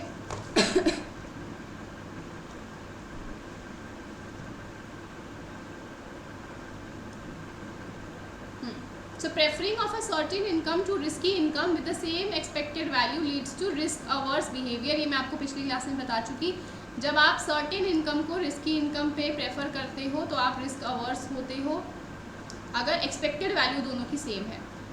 Being indifferent between a certain income and uncertain income with the same expected value leads to risk averse। No, जब आप certain income और uncertain income के बीच में क्या होते हैं, इंडिफरेंट हो जाते हैं, जब आपको फ़र्क नहीं पड़ता है, तो आप रिस्क न्यूट्रल होते हैं, ना कि रिस्क अवर्स, आप रिस्क न्यूट्रल होते हैं। ये भी मैंने आपको बताया था। तो आपकी फर्स्ट स्टेटमेंट जो है वो तो ठीक है, लेकिन second statement is wrong. So only first is true. अब इसका ऑप्शन जो है आपको पेपर के अंदर फर्स्ट दे रखा था विच इज़ रॉन्ग, ये नहीं होना चाहिए, थर्ड होना चाहिए। आगे बढ़ते हैं। Whole burden of a tax will be borne by a consumer if, ये भी मैंने आपको पिछली क्लास में बताया था। कंज्यूमर कब बियर करता है? जब डिमांड इनइलास्टिक होती है। जब प्रोड्यूसर कब भरता है या सेलर कब भरता है बर्डन? जब सप्लाई इनइलास्टिक होती है। ठीक है, चलो। So demand for a commodity is perfectly elastic? No, demand को परफेक्टली इनइलास्टिक होना चाहिए अगर कंज्यूमर को सारा बर्डन लेना है तो। Elasticity of demand is commodity is same? No, demand for a commodity is inelastic. ठीक है, elasticity of demand of a commodity is less than the elasticity of, no, ये आपका ठीक है। थर्ड ऑप्शन इज राइट, जहाँ पे आपकी demand जो है वो इनइलास्टिक है और सप्लाई परफेक्टली इलास्टिक है, यानी कि सेलर बिल्कुल भी बियर नहीं करेगा उसका बर्डन, सारा बर्डन किस पे आ जाएगा? कंज्यूमर पे आ जाएगा। ठीक है, तो आपका इसका आंसर थर्ड होना चाहिए। चलो, इसी के साथ आपका दिसंबर 2019 का पेपर भी कंप्लीट होता है। अब हम जून 2019 के पेपर की तरफ बढ़ते हैं। Which of the following methods of selecting a strategy is consistent with risk averting behavior? कौन सा इसमें से risk averting behavior के लिए ठीक है? मैंने आपको बताया था risk avert अगर आपको देखना है, या risk avert, risk lover आपको देखना है, तो आपको देखना होता है कि expected gain जो है वो तो सेम होना चाहिए। expected gain must be same, but the variation or the variance must be small, तब आप रिस्क अवर्स होते हैं। ठीक है, तो देखो, if two strategies have the same expected profit, select the one with smaller standard deviation. तो आपका फर्स्ट ऑप्शन यहाँ पर ठीक दिख रहा है। Next, have the same standard deviation? No, have the same standard deviation? No. If two strategies have different expected profits? No, same expected profit होना चाहिए या एक्सपेक्टेड गेन होना चाहिए और कम स्टैंडर्ड डेविएशन होनी चाहिए या कम वेरिएंस होना चाहिए। इसकी जगह अगर वेरिएंस भी लिखा होता तो भी ठीक रहता आपका। ठीक है, तो हमें पता ही है वेरिएंस क्या होता है, it is simply the square of the standard deviation. तो इसीलिए दोनों स्टेटमेंट में से कुछ भी होता तो ठीक होता। First is right. Under non cooperative games it is Under non-cooperative games, it is essential to understand one's opponent's point of view. जब आप नॉन कोऑपरेटिव गेम खेल रहे हैं, ठीक है, आपस में आप कोऑपरेट नहीं कर रहे हैं, आपको नहीं पता है कि सामने वाले का क्या एक्शन होगा, तो आप कैसे ओपोनेंट के व्यू को अंडरस्टैंड करेंगे? गलत है। Next, not essential to understand one's opponent's point of view. ठीक है, आप ओपोनेंट के पॉइंट ऑफ व्यू को बिल्कुल ही नहीं समझेंगे, ये भी गलत हो जाएगा आपका। ठीक है, तो this is wrong, this is wrong. Essential to understand one's point of view, one's opponent's point of view and to deduce his likely responses accordingly. Correct. ठीक है, आपको क्या करना है? सिर्फ सामने वाले के पॉइंट ऑफ व्यू को समझना नहीं है, सामने वाले को रिस्पॉन्सेज को आपको समझना है, देन अकॉर्डिंगली अपने बेस्ट रिस्पॉन्सेज आपको निकालने हैं। ठीक है, तो ये आपका होता है। So this is the right answer. Essential to understand one opposite likely responses? No, आपको रिस्पॉन्स नहीं जानना है, आपको उसका पॉइंट ऑफ व्यू समझना है और उसके रिस्पॉन्सेज आपको फिर निकालने हैं। आगे, again very simple question for consumer theory. ठीक है, कंज्यूमर थ्योरी में से एक क्वेश्चन है सिंपल। इंडिफरेंस मैप क्या होता है? Indifference map is the family of indifference curves. तो देख लेते हैं कहाँ पर है। A set of indifference curves. Indifference curve क्या होता है? Indifference curve shows all the possible combinations of two good which provide same level of satisfaction to the consumer. तो क्या हो जाएगा इसमें? This will be various combinations of two commodities providing same satisfaction. ठीक है, तो ये आ जाएगा।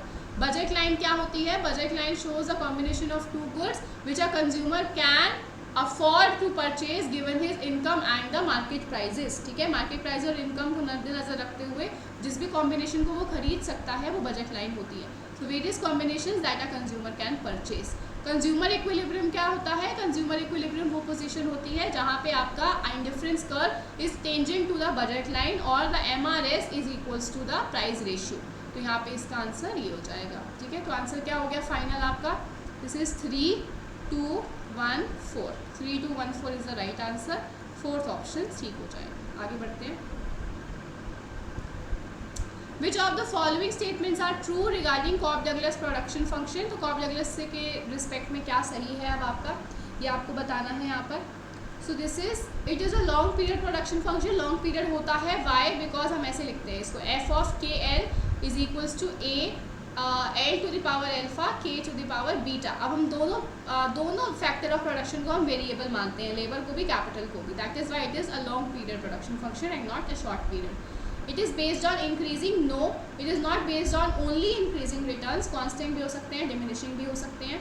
Output elasticity with respect to factors are constant. Again अगर आप अल्फा और बीटा को देखो, इनके भी दो नाम होते हैं अलग अलग। This is alpha is share of labour in total output, या फिर आप इसको कहते हो output elasticity with respect to labour. ऐसे ही बीटा को आप क्या कहते हो, this is share of capital in total output, या फिर output elasticity with respect to capital. ठीक है, तो ये जो है कांस्टेंट ही होते हैं, अल्फा बीटा हमारे कांस्टेंट ही होते हैं। पिछले क्वेश्चन में भी ये 0.7 0.3 थे, तो कांस्टेंट वैल्यूज ही होती हैं ये। ठीक है, तो आपका डी भी ठीक है और ए भी ठीक है। So A and D are the right answer, second option is right. आगे बढ़ते हैं। चलो, अब यहाँ पे आपको कहा है monopoly charges a price above the marginal cost. ठीक है, प्राइस जो होता है वो मार्जिनल कॉस्ट से ज़्यादा होता है मोनोपोली के अंदर। परफेक्ट कंपटीशन में ये बराबर होते हैं। ठीक है, not all consumers who value the good at more than its cost buy it, thus the quantity produced and sold by a monopoly is below the socially efficient level. Deadweight loss जो है, it is the area of red triangle between the demand curve and the marginal cost curve. तो इससे आपको यहाँ पे figure दे रखी है, इससे आपको आंसर्स करने हैं। एक क्वेश्चन है which is the socially efficient level of production. Socially efficient level of production का क्या होता है, परफेक्ट कंपटीशन। ठीक है, सोशली एफिशिएंट कौन सा होता है, परफेक्ट कंपटीशन का, where your M R is equals to M C is equals to A R होता है। ठीक है, चलो, इज इक्वल्स टू प्राइस भी, ये सारी कंडीशन आपकी फुलफिल होनी चाहिए परफेक्ट कंपटीशन में। तो एम आर और एम सी कहाँ पर बराबर आ रहे हैं आपके, देखो एम आर एम सी और ए आर तीनों आपस में कहाँ पर बराबर हैं, इस पॉइंट के ऊपर बराबर है। ठीक है, हेयर योर एम आर, ये आपका एम आर है, ये आपका ए आर है, ये आपका एम सी है। ठीक है, जैसे मैंने आपको बताया परफेक्ट कंपटीशन के अंदर प्राइस और एम सी आपके बराबर हो जाते हैं। तो ये आपका प्राइस रिप्रेजेंट करता है A R curve, demand curve या ए आर कर्व। तो जहाँ पे आपका प्राइस और एम सी कर्व बराबर हो जाएंगे वहाँ पे आपको मिलेगा। सो एट कौन सा लेवल है ये, OX2। तो OX2 आपका सही आंसर आएगा। आगे इसको देखते हैं एक बार। What price will be charged under monopoly? Monopoly पे कहाँ पे होता है, where MR is equals to MC होता है and price is more than MC। तो MR MC कहाँ पे बराबर है, इस पॉइंट के ऊपर, और यहाँ पे प्राइस कितना हो जाएगा, डिमांड कर्व के ऊपर लाकर देखिए, दिस इज OE। तो OE आपका प्राइस हो जाएगा। डेड वेट लॉस क्या है, डेड वेट लॉस होता है आपका triangle between the demand curve and marginal cost curve. Marginal cost demand curve कौन सा है आपका, ये वाला। मार्जिनल कॉस्ट कर्व क्या है, ये वाला। इनके बीच में आपका कौन सा आ रहा है ट्रायंगल, ये ट्रायंगल आ रहा है, दिस इज BAC। तो BAC आपका सही आ जाएगा आंसर। ठीक है, I hope this is clear to everyone. General equilibrium analysis क्या होता है अब आपका, general equilibrium analysis, prices and quantities in all market simultaneously, ये ठीक है, prices and quantities in all markets simultaneously and explicitly takes feedback effects into account। तो ये बिल्कुल ठीक है आपका, फीडबैक इफेक्ट अकेले नहीं होता, प्राइसेस इन ऑल मार्केट्स नहीं होता। तो आपके जनरल इक्विलिब्रियम एनालिसिस क्या क्या होती है ये देख लीजिए। जनरल इक्विलिब्रियम एनालिसिस कहती है जब आपकी सारी मार्केट्स के अंदर, ठीक है, ऑल मार्केट्स के अंदर आपके prices and quantities are in equilibrium, ठीक है, और ये फीडबैक इफेक्ट्स को भी काउंट करते हैं। ठीक है, फीडबैक इफेक्ट्स को भी यहाँ पर काउंट करते हैं। Now what is feedback effect, ये भी आपको समझ में आना चाहिए। फीडबैक इफेक्ट कहता है that if there is equilibrium in n-1 market then nth market will always be in equilibrium, यानी कि अगर 9 मार्केट के अंदर इक्विलिब्रियम है तो 10वीं मार्केट के अंदर ऑटोमेटिकली इक्विलिब्रियम आ जाएगा। यानी कि जो भी आपकी एडजस्टमेंट्स हो रही हैं, प्राइस एडजस्टमेंट्स आपकी एक मार्केट में अगर होती है तो उससे आपकी सेकंड मार्केट के अंदर भी प्राइस एंड क्वांटिटी एडजस्टमेंट्स होने लग जाएंगी। सो आपका सेकंड जो है वो ठीक हो जाएगा। आगे बढ़ते हैं।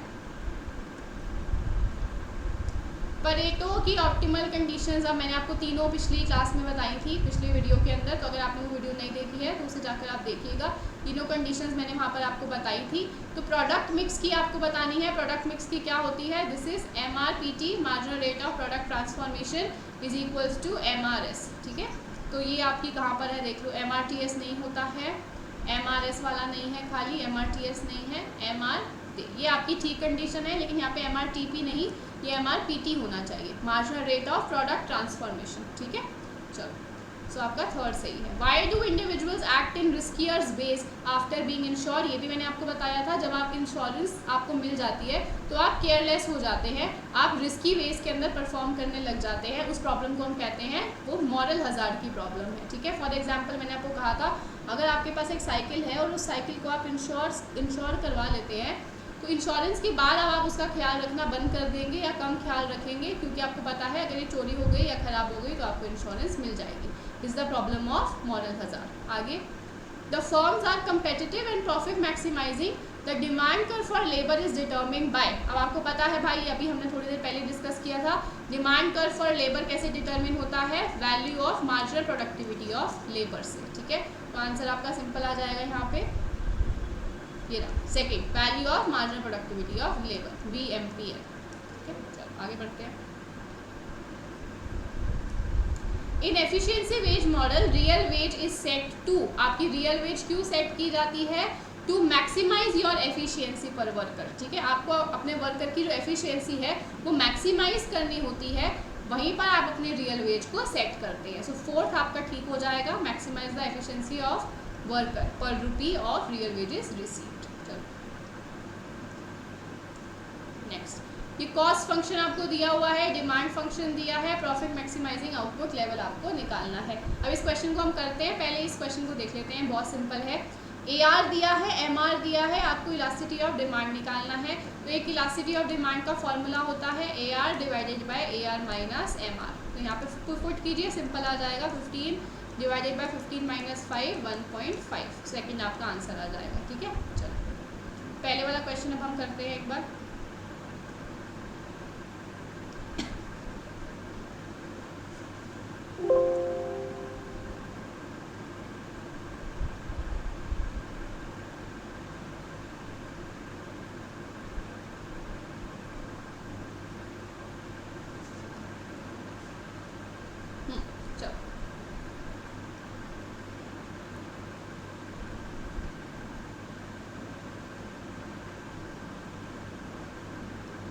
अब इस क्वेश्चन के अंदर आपको टोटल कॉस्ट दे रखी है, मार्जिनल कॉस्ट निकाल लीजिए। मार्जिनल कॉस्ट कितनी हो जाएगी? Del C by del X which is 12। अब आपको ये डिमांड फंक्शन दिया हुआ है, यानी कि प्राइस आपको इनडायरेक्टली दे रखा है। आपको टोटल रेवेन्यू निकालना पड़ेगा पहले। टोटल रेवेन्यू क्या होता है?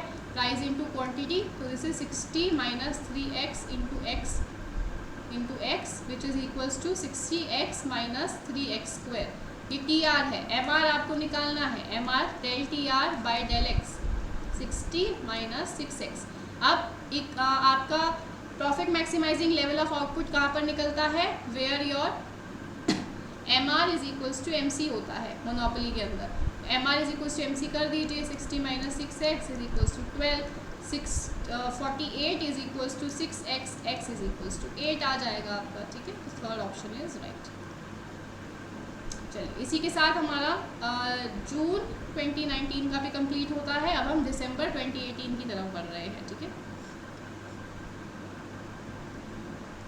चलिए। So the frequent farm loan waivers in India may give rise to the problem of, आपके अगर हम फ्रीक्वेंटली लोन वेवर्स देते रहेंगे फार्मर्स को, तो उससे कौन सी प्रॉब्लम अराइज हो जाएगी? क्योंकि हम उनको रेगुलरली उनके लोन्स को माफ़ करे जा रहे हैं, इसीलिए मॉरल हज़ार्ड की प्रॉब्लम होगी। अब वो बिल्कुल भी ध्यान नहीं रखेंगे, लोन पे करने के बारे में नहीं सोचेंगे।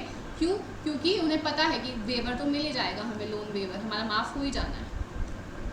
आगे, विच of the following statement is correct about normal profit. Normal profit से रिलेटेड आपको बताना है कि कौन सी स्टेटमेंट ठीक है। सो नॉर्मल प्रॉफिट देखो आपका कब कब अर्न होता है। तो इन शॉर्ट रन, जब आप शॉर्ट रन में होते हो तो आपको नॉर्मल प्रॉफिट हो सकता है, सुपर नॉर्मल प्रॉफिट हो सकता है, और लॉसेस भी हो सकते हैं, ठीक है। जब आप लॉन्ग रन में होते हो तो आपको सिर्फ नॉर्मल प्रॉफिट्स मिलते हैं, ठीक है। This is the condition of perfect competition,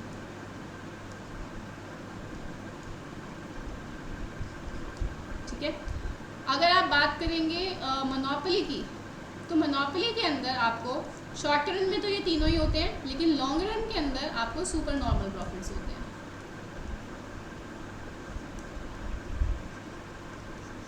ठीक है। चलो, तो फोर्थ आपका ठीक हो जाएगा। नॉर्मल प्रॉफिट कब मिलता है? जब लॉन्ग पीरियड और शॉर्ट पीरियड के अंदर आपको मिल सकता है। Next, which one of the following about Pareto optimality is incorrect. Pareto optimality के हिसाब से कौन सा गलत है? कंज्यूमर्स मैक्सिमाइज देयर सेटिस्फैक्शन, ये ठीक है। There is perfect competition is factor in commodity market, ये भी ठीक है। All the factors use in the production of all the commodities, यहाँ पे आपके सारे फैक्टर्स यूज हो रहे हैं, ये भी ठीक है। Consumers have cardinal, no they have ordinal utility functions, तभी तो हम आईसी का यूज़ करते हैं परेटो ऑप्टिमैलिटी में। परेटो ऑप्टिमैलिटी में क्या करते हैं? एक एक्स का आईसी, एक वाई का आईसी, ठीक है। तो इन आईसीज को हम की बात करते हैं। तो आईसी क्या रिप्रेजेंट करता है? ये रैंकिंग को रिप्रेजेंट करता है, ठीक है। Higher the IC higher will be the satisfaction. और कार्डिनल होता है कि आप नंबर्स की फॉर्म में अपनी यूटिलिटी को मेजर कर सकते हैं। ऑर्डिनल में आप रैंक कर सकते हैं। तो रैंकिंग होती है यहाँ पर, नंबर्स नहीं होते। तो फोर्थ आपका ठीक हो जाएगा। आगे, the price elasticity of linear supply curve through the origin. अब देखो आपके सप्लाई कर्व कैसा कैसा बन सकता है, तीन तरीके से।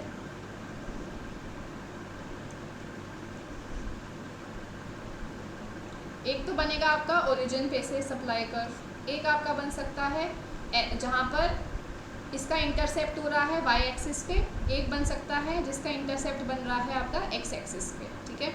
तो अगर ओरिजिन से पास हो रहा है तो सप्लाई कर्व की इलास्टिसिटी क्या होती है? 1 होती है। अगर इसका इंटरसेप्ट वाई एक्सिस पे है तो इलास्टिसिटी आपकी मोर देन 1 होती है।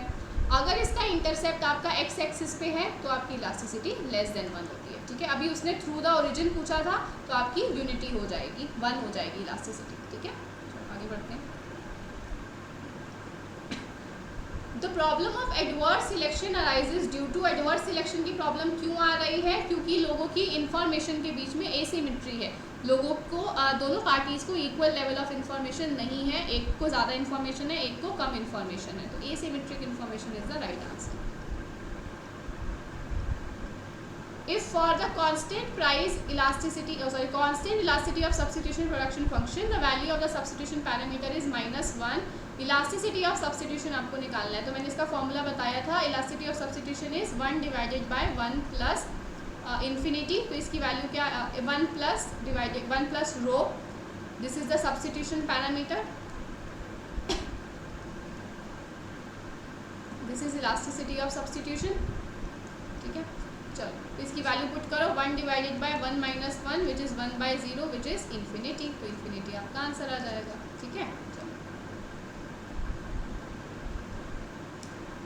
अब आपको दिया है ये Cobb Douglas production function, share of capital दिया है, शेयर ऑफ लेबर दिया है, capital stock and labour stock की ग्रोथ दे रखी है, बिल्कुल पहले जैसा क्वेश्चन है। Rate of growth of output दे रखा है, आपको टोटल फैक्टर प्रोडक्टिविटी की ग्रोथ निकालनी है। सेम क्वेश्चन जो आपको पहले करवाया, growth of output is equals to growth of total factor productivity, then share of labour into growth of labour plus share of capital into growth of capital, ठीक है।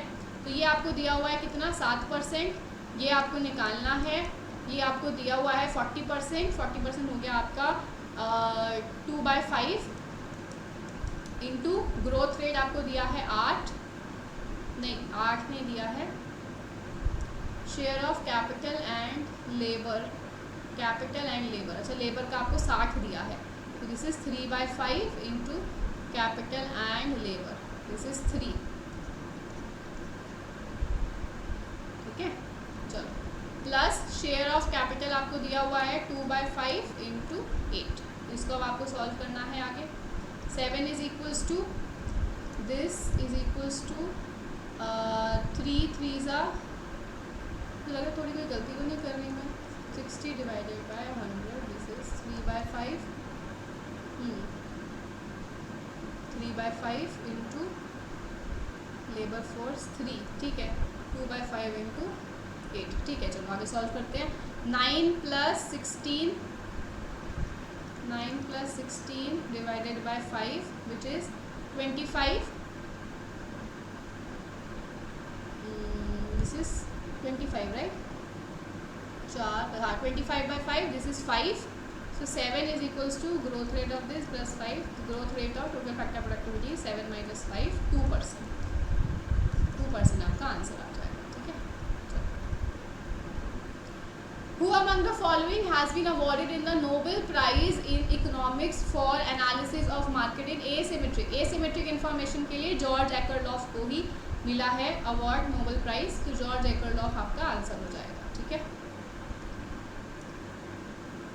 Consider the following statements about average fixed cost, ठीक है। Average fixed cost से related आपको बताना है। Average fixed cost आपकी ऐसी होती है, रेक्टेंगुलर हाइपरबोला। चलो, स्लोप इज ऑलवेज नेगेटिव, हमेशा नेगेटिव होगा, हमेशा फॉल करता है, correct. Slope is greater than 1, no it is less than 1। It's slope is always equals to 1, no. Elasticity with respect to output is equals to 1। Elasticity with respect to output इन्होंने यहाँ पर आपको पूछी हुई है कि कितनी है, ये इक्वल्स टू आपकी 1 होती है। Now how, because it is a rectangular hyperbola,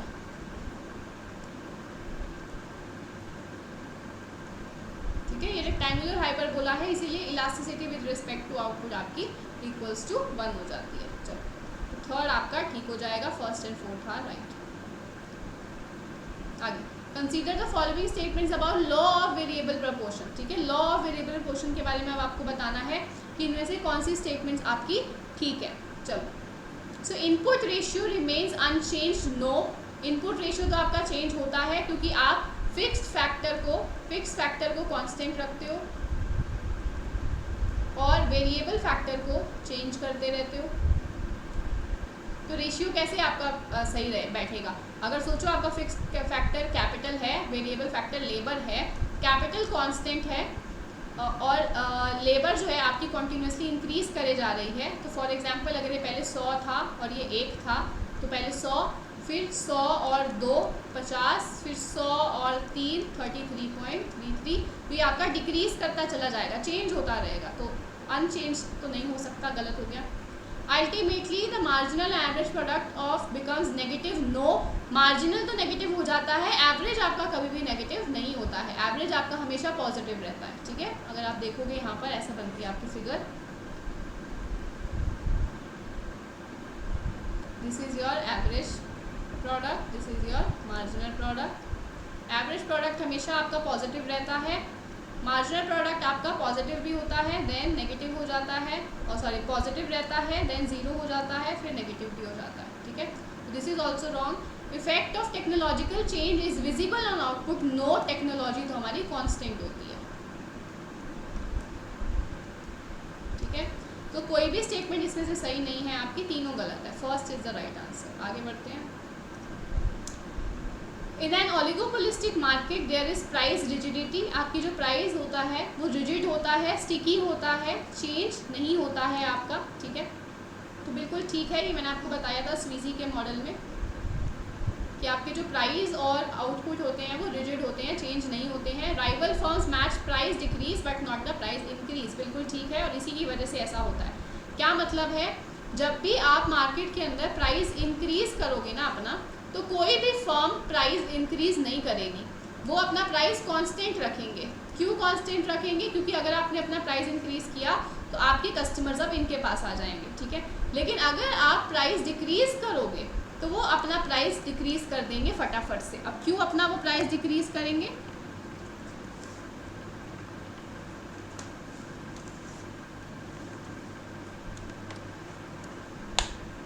क्यों वो अपना प्राइस डिक्रीज करेंगे?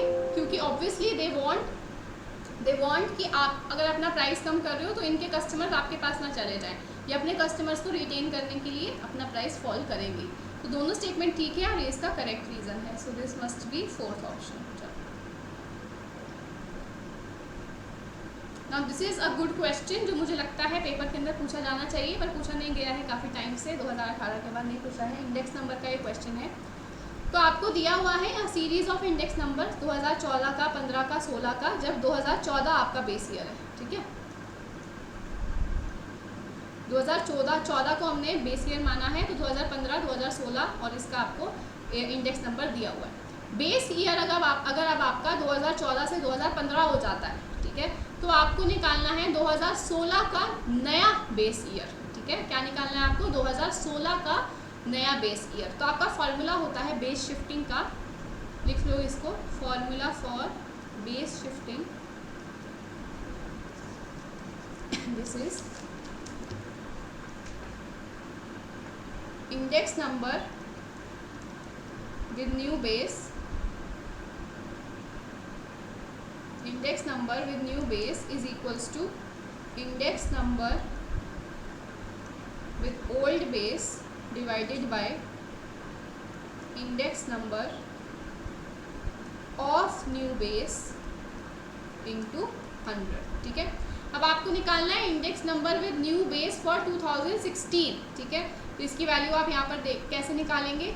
Index number with old base के साथ इंडेक्स नंबर कितना था 2016 का? 126 divided by index number of new base, नए बेस का इंडेक्स नंबर कितना था? 120 into 100।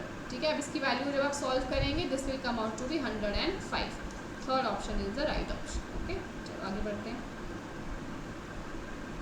Monopolist faces a linear demand curve, आपको डिमांड कर्व दे रखा है, कॉस्ट भी आपको दे रखी है, आपको मैक्सिमम आउटपुट निकालना है। This is again very simple question, ऐसा क्वेश्चन अभी जस्ट हमने किया है, तो ये आपके लिए होमवर्क है, इसको आप सॉल्व कीजिएगा और कमेंट सेक्शन में मुझे इसका आंसर बताइएगा।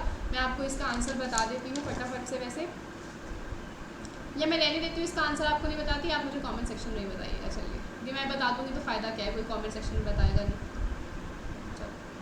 डिमांड फॉर कंज्यूमर आपको दे रखी है। ठीक है, कंज्यूमर सरप्लस निकालना, बिल्कुल सेम क्वेश्चन मैंने आपको करवाया था पिछली क्लास में कंज्यूमर सरप्लस के लिए। कंज्यूमर सरप्लस का फॉर्मूला क्या होता है? दिस इज 0 से लेके आपका x inverse demand function into D x minus equilibrium price into equilibrium quantity. ठीक है, चलो या फिर इक्विलिब्रियम क्वांटिटी पे आप x लिख लीजिए। This will B 0 till 3, inverse demand function कितना है? 27 minus 3x minus x square D x is minus price, और 3 आपको क्वांटिटी तो दे ही रखी है, प्राइस आपको निकालना है, तो यहाँ पे वैल्यू पुट करो 27 माइनस 3 इंटू 3 माइनस 3 का square which is 27 minus 9 minus 9, 27 minus 18 which is again 9। So 9 यहाँ पर हम लिख लेते हैं। This will be 27x minus 3x square by 2 minus x cube by 3, 0 till 3 minus 9 3 is 27। This will be 27 into 3 which will be 51। I guess कितना आएगा? 3 7 ज़ा 21, 3 2 ज़ा 3 7 ज़ा 21, 3 2 ज़ा 6 7 81। हाँ, 81 minus 27 by 2 minus 27 by 3 minus 27। अब इसको हम आगे सॉल्व करते हैं। जब आप इसको आगे सॉल्व करेंगे तो आपका आंसर निकल कर आ जाएगा। मैं आंसर फटाफट से बता देती हूँ। This is 31.5। तो 31.5 जब आप इसको पूरा सॉल्व करोगे आपका आ जाएगा। ठीक है, चलो। Price elasticity of demand for a good with the demand function, आपको डिमांड फंक्शन दे रखा है, आपको प्राइस इलास्टिसिटी ऑफ डिमांड निकालनी है। ठीक है, तो इलास्टिसिटी ऑफ डिमांड क्या होती है? This is minus of del Q by del P into में पी बाय क्यू। चलो, तो del Q by del P करते हैं यहाँ पर। Del Q by del P will be minus R के to the power K rho to the power minus are minus 1। ठीक है, यही आ जाएगा del Q by del P. तो इसमें पुट कर देते हैं माइनस ऑफ माइनस आर के to the power rho minus are minus 1 into p divided by q आपको दे रखा है, ये इसमें पुट कर देते हैं के p to the power minus r। अब इसको यहाँ पर फर्दर हम सॉल्व करते हैं। दिस विल बी, ये माइनस माइनस तो प्लस ही हो जाएगा आपका, k से k आपका कट जाएगा। This will be r into rho to the power, ये 1 प्लस r हो जाएगा, ये ऊपर जाके जब प्लस हो जाएगा तो this will B 1 plus r into rho minus r minus 1। अब इनको हम प्लस करेंगे तो ये आपस में कट जाएंगे आपकी पावर जो है, तो this will simply come out to be r। ठीक है, तो r आपका फोर्थ ऑप्शन ठीक हो जाएगा। आगे बढ़ते हैं। चलिए, तो इसी के साथ हमारा दिसंबर 2018 का भी पेपर कंप्लीट हो जाता है। Now this is the last paper for this video. जुलाई 2018 का जब हमारा पेपर हो जाएगा तो हमारी पूरी माइक्रो इकोनॉमिक्स जो है from 2018 to 2023 with MCQs with concepts complete हो जाएगी। देखो कितनी आसानी से हमारा सिर्फ 2 वीडियोस में ही पूरी माइक्रो कंप्लीट हो जा रही है। पिछले 5 सालों के क्वेश्चन हमने कर लिए हैं। Which of the following will be true for both monopoly and monopolistic competition in the short run? Short run के अंदर क्या होगा? Price is greater than marginal revenue. Price is equals to, ये तो होता ही नहीं है, price होता नहीं है आपका equal. This is your AR is equals to price. This is your MR. तो आपका AR जो है वो हमेशा MR से ज़्यादा होता है, यानी कि प्राइस हमेशा MR से आपका ज़्यादा होगा। ठीक है, so your price is greater than marginal revenue. Price is equals to marginal cost, then price is equals to average cost. तो आपका first option must be the right answer. चलो आगे बढ़ते हैं। चलो, अब आपको यहाँ पे एक गेम दे रखी है इन्होंने, इस गेम को आपको सॉल्व करना है और बताना है डोमिनेंट स्ट्रैटेजी और नाश इक्विलिब्रियम। आप देख लो कैसे सॉल्व करना है। चलो, तो अब सबसे पहले हम फर्म ए का देखते हैं। तो फर्म ए क्या चूज करेगा? अब गिवन फर्म बी की स्ट्रैटेजी, फर्म ए को अपनी स्ट्रैटेजी डिसाइड करनी है। ठीक है, तो फॉर एग्जाम्पल ए सोचता है कि बी एडवर्टाइज करेगा। ठीक है, तो अगर बी एडवर्टाइज करेगा तो ए के पास 2 ऑप्शन है, एडवर्टाइज करे या एडवर्टाइज ना करे। तो अगर वो एडवर्टाइज करता है उसे 11 का प्रॉफिट मिलता है, अगर वो एडवर्टाइज नहीं करता तो उसे 7 का प्रॉफिट मिलता है। तो वो किसे प्रेफर करेगा? 11 को, यानी कि वो एडवर्टाइज करेगा। ठीक है, चलो, तो अब मैं इसको इरेज कर देती हूँ एक बार, जो 7 के ऊपर लगाया। अगेन, अगर बी एडवर्टाइज नहीं करेगा तो फर्म ए के पास क्या ऑप्शन है? एडवर्टाइज करे या ना करे। अगर एडवर्टाइज करेगा तो उसे 16 मिलेगा प्रॉफिट, अगर वो नहीं करेगा तो उसे 20 मिलेगा प्रॉफिट। तो वो क्या चूज़ करे, 16 या 20? ऑब्वियसली 20 चूज़ करेगा। ठीक है, तो अब देखो यहाँ पर हुआ क्या। डोमिनेंट स्ट्रैटेजी क्या होती है? डोमिनेंट स्ट्रैटेजी होती है कि फ़र्क नहीं पड़ता बी एडवर्टाइज करे या एडवर्टाइज ना करे, ए जो है वो हमेशा एडवर्टाइज ही करेगा या फिर वो हमेशा डोंट एडवर्टाइज ही करेगा। यानी कि उसकी स्ट्रैटेजी बी की स्ट्रैटेजी पे डिपेंड नहीं करती है, उसकी स्ट्रैटेजी इंडिविजुअल है और वही कॉन्टिन्यूसली चलती रहती है। लेकिन यहाँ पर क्या हुआ देखो, फर्म बी ने जब एडवर्टाइज किया तो ये एडवर्टाइज कर रहा है, फर्म बी ने जब एडवर्टाइज नहीं किया तो ये भी एडवर्टाइज नहीं कर रहा, यानी कि इसकी डोमिनेंट स्ट्रैटेजी नहीं है। ठीक है, कोई इसकी डोमिनेंट स्ट्रैटेजी नहीं है। चलो, अब हम बात करते हैं बी की।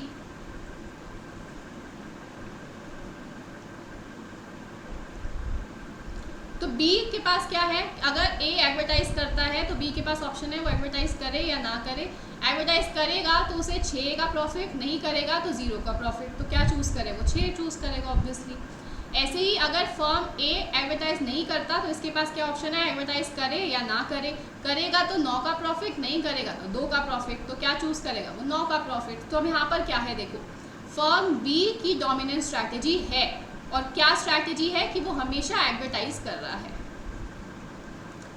अब फर्क नहीं पड़ता फर्म ए ने एडवर्टाइज किया हो या ना एडवर्टाइज किया हो, फर्म बी हमेशा एडवर्टाइज कर रहा है। देखो पहले उसने 6 प्रॉफिट लिया, फिर 9 प्रॉफिट लिया एडवर्टाइज के अंदर ही। ठीक है, चलो, यानी कि फर्म बी की डोमिनेंट स्ट्रैटेजी है, फर्म ए की डोमिनेंट स्ट्रैटेजी नहीं है। अगेन, अब नैश इक्विलिब्रियम, नैश इक्विलिब्रियम क्या होता है? नैश इक्विलिब्रियम आपका होता है जहां पर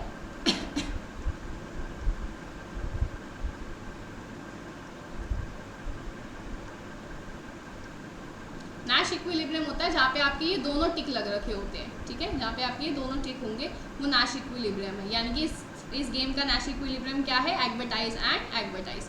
अब इसको देखते हैं हम, आंसर क्या है। Firm has no dominant strategy, ठीक है, बी की डोमिनेंट स्ट्रैटेजी है, नैश इक्विलिब्रियम भी है।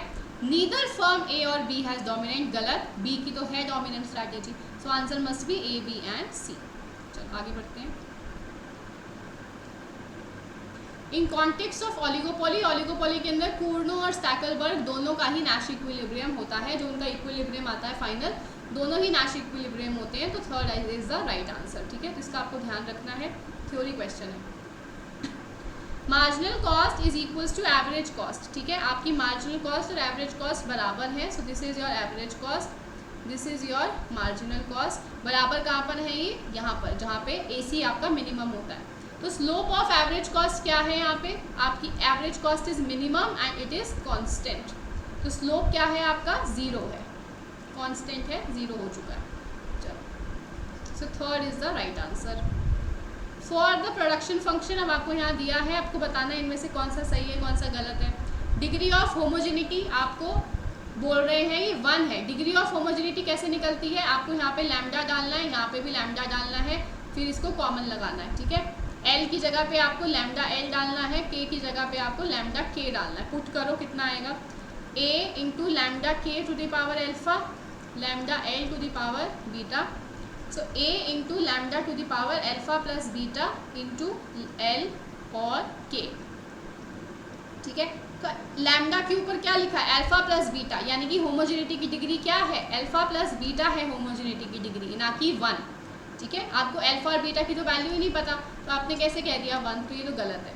इलास्टिसिटी ऑफ सब्सटीट्यूशन आपका alpha plus beta, no, elasticity of substitution आपकी हमेशा 1 होती है, so this is again wrong.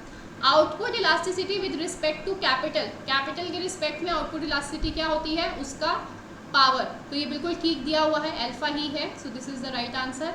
Marginal product of factor is equals to average product of factor, आपका MPL is equals to APL नहीं होता है, आप ये फाइंड आउट करके भी देख सकते हो। MPL कितना हो जाएगा, this will be beta A K to the power alpha L to the power beta minus 1। अब आप APL निकालो, APL आपका आएगा A K to the power alpha L to the power beta minus 1। ये beta का फर्क आ जाता है MPL और APL में, ये बराबर नहीं होते हैं, ठीक है।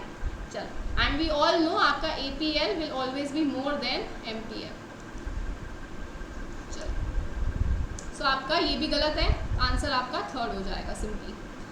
When an information asymmetry is observed after an agreement obtained between individual, अगर आपकी asymmetry of information आ जाती है तो आपका क्या रहेगा हिसाब, अगर asymmetry of information आ जाती है बाद में अगर आपको समझ में आता है तो वो क्या है, मॉरल हजार्ड की प्रॉब्लम होती है, ठीक है। सिग्नलिंग नहीं होता, सिग्नलिंग तो हमने वैसे भी नहीं पढ़ा गई, मॉरल हजार्ड होता है।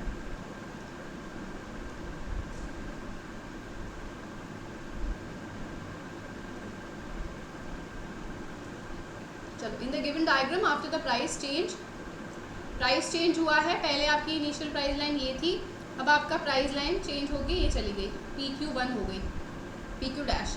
कंज्यूमर्स इक्विलिब्रियम आपका A नहीं है, B हो चुका है। आपको बताना है कि पोटैटो जो है वो कैसा गुड है, नॉर्मल, इन्फीरियर या गिफिंग। अब देखो आपका यहाँ पर पहुँच गया ना इक्विलिब्रियम, तो हुआ क्या है, देखो आपकी जो प्राइस इंक्रीज हुआ, जब आपका प्राइस डिक्रीज हुआ, सॉरी, जब आपका प्राइस डिक्रीज हुआ, so your demand has decreased, ठीक है। डिमांड कैसे डिक्रीज हुई, पहले यहाँ पर थे आप, अब यहाँ पर आ चुके हो, ठीक है, पीछे की तरफ चले गए हो आप, X1 से X2 पे चले गए हो, पीछे की तरफ। तो जब आपका प्राइस डिक्रीज हुआ है तो आपकी डिमांड भी डिक्रीज हो गई, तो कैसा गुड है ये, गिफिन गुड है, पॉजिटिव प्राइस इफेक्ट कहाँ होता है, गिफिन में, तो थर्ड आपका ठीक हो जाएगा, ठीक है। चलो आगे बढ़ते हैं। Which among the following is correct description of inverse demand function? Inverse demand function क्या होता है, जब आप लिखते हो प्राइस को आपकी क्वांटिटी की फॉर्म में, this is your inverse demand function, ठीक है। फर्स्ट ऑप्शन आपका ठीक है, price in the form of demand या output. The first fundamental theorem of welfare economics, first fundamental theorem of welfare economics के लिए क्या चाहिए होता है, that there be an efficient market for every commodity, efficient market होनी चाहिए, perfect competition होना चाहिए, that the economy operates at some point on the utility possibility curve, आपकी यूटिलिटी पॉसिबिलिटी कर्व पे ही होना चाहिए आपकी economy. Producers and consumers to be price taker, अब प्राइस टेकर क्यों है, क्योंकि आप परफेक्ट कंपटीशन के अंदर है। So all three statements are right, so all of the above will be the right answer. आगे बढ़ते हैं। There is incomplete specialization in production when country faces, incomplete specialization कब होती है, जब आपका PPC कॉनकेव होता है, ठीक है। कॉनकेव पीपीसी कब होता है? जब इनकम्प्लीट स्पेशलाइजेशन होती है। इनकम्प्लीट स्पेशलाइजेशन कॉनकेव पीपीसी है आपका, तो आपका अपॉर्चुनिटी कॉस्ट क्या होगी, या आपका एमआरटी क्या होगा? It is increasing. एमओसी क्या होगा? इंक्रीजिंग होगा, ठीक है। Third option is the right answer. Consider the following production function forms with the technical progress. Technical progress आपको बताना है। अब आपको बताना है in the above which is labour augmenting. Labour augmenting क्या होता है? जो आपकी लेबर को ज़्यादा यूज़ करने से आपकी प्रोडक्शन बढ़ जाए, ठीक है। तो कौन सा है यहाँ पर लेबर ऑगमेंटिंग आपका? दिस इज़ लेबर ऑगमेंटिंग, क्योंकि आप लेबर को इंक्रीज़ कर रहे हो, उससे आपका आउटपुट इंक्रीज़ कर रहा है। ये आपका लेबर ऑगमेंटिंग नहीं है, क्योंकि आप कैपिटल लेबर दोनों को अलग कर रहे हो। यहाँ पे आप कैपिटल को इंक्रीज कर रहे हो, लेबर को तो कर ही नहीं रहे, तो ये भी नहीं हो सकता, ये भी नहीं, सिर्फ आपका ए ऑप्शन ठीक होगा, ठीक है।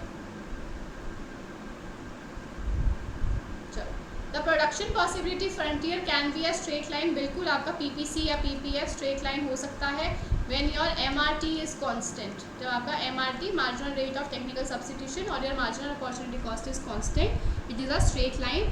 Factors are not specialised and can be substituted at no extra cost, क्योंकि आपकी एमआरटी कांस्टेंट है, तो एक्स्ट्रा कॉस्ट आपकी कुछ भी नहीं लगेगी, इसीलिए ये सही है। This is the correct explanation of this, ठीक है। यहाँ पे ऑप्शंस नहीं लिखे हुए, but the both are right, it is the correct explanation. आगे बढ़ते हैं।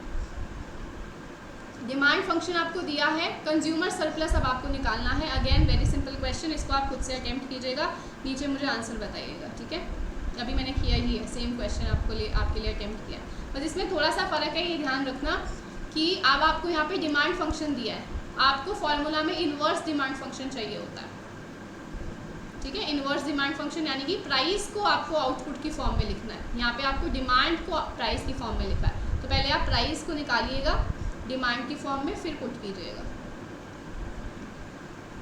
नेक्स्ट, टोटल कॉस्ट आपको दे रखी है, प्राइस दे रखा है, मार्जिनल कॉस्ट आपको निकालनी है। सेम क्वेश्चन अभी हमने किया है, इसको भी आप कीजिएगा अपने होमवर्क के अंदर और मुझे बताइएगा नीचे कमेंट सेक्शन में आंसर। इन सब क्वेश्चंस के आंसर्स मुझे दीजिएगा, तभी आपकी प्रैक्टिस भी हो जाएगी और चेक भी हो जाएगा कि सही है या गलत।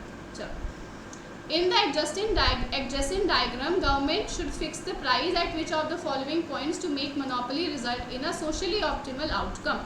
आप मोनोपोली को कैसे सोशली ऑप्टिमल आउटकम के ऊपर डाल सकते हैं, ये आपको बताना है। तो सोशली ऑप्टिमल आउटकम क्या होता है, अभी हमने पढ़ा था थोड़ी देर पहले जब क्वेश्चन किया था, ग्राफ वाला ही।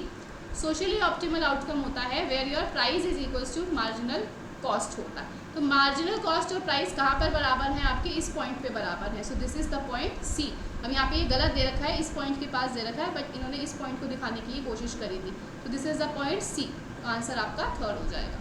If the producer pays the price for each of the inputs that is used equal to its value of marginal product, then which one of the following does he earn? ठीक है, वो कह रहे हैं कि वो labour को उसकी मार्जिनल प्रोडक्टिविटी के अकॉर्डिंग दे रहे हैं पैसा, कैपिटल को उसकी मार्जिनल प्रोडक्टिविटी के हिसाब से दे रहे हैं पैसा। तो अब आप बताओ उसको कितना प्रॉफिट हो रहा है। तो देखो भाई, आपको वेजेस मिल रहे हैं आपकी मार्जिनल प्रोडक्टिविटी के हिसाब से, तो एक्सपेंडिचर कितना हो गया लेबर पे एक्सपेंडिचर हमारा इतना हो गया, प्लस कैपिटल को आप दे रहे हो आपकी मार्जिनल प्रोडक्टिविटी के हिसाब से, ठीक है। मार्जिनल प्रोडक्टिविटी ऑफ कैपिटल के हिसाब से आप दे रहे हो, ये आपका कैपिटल पे हो गया खर्चा।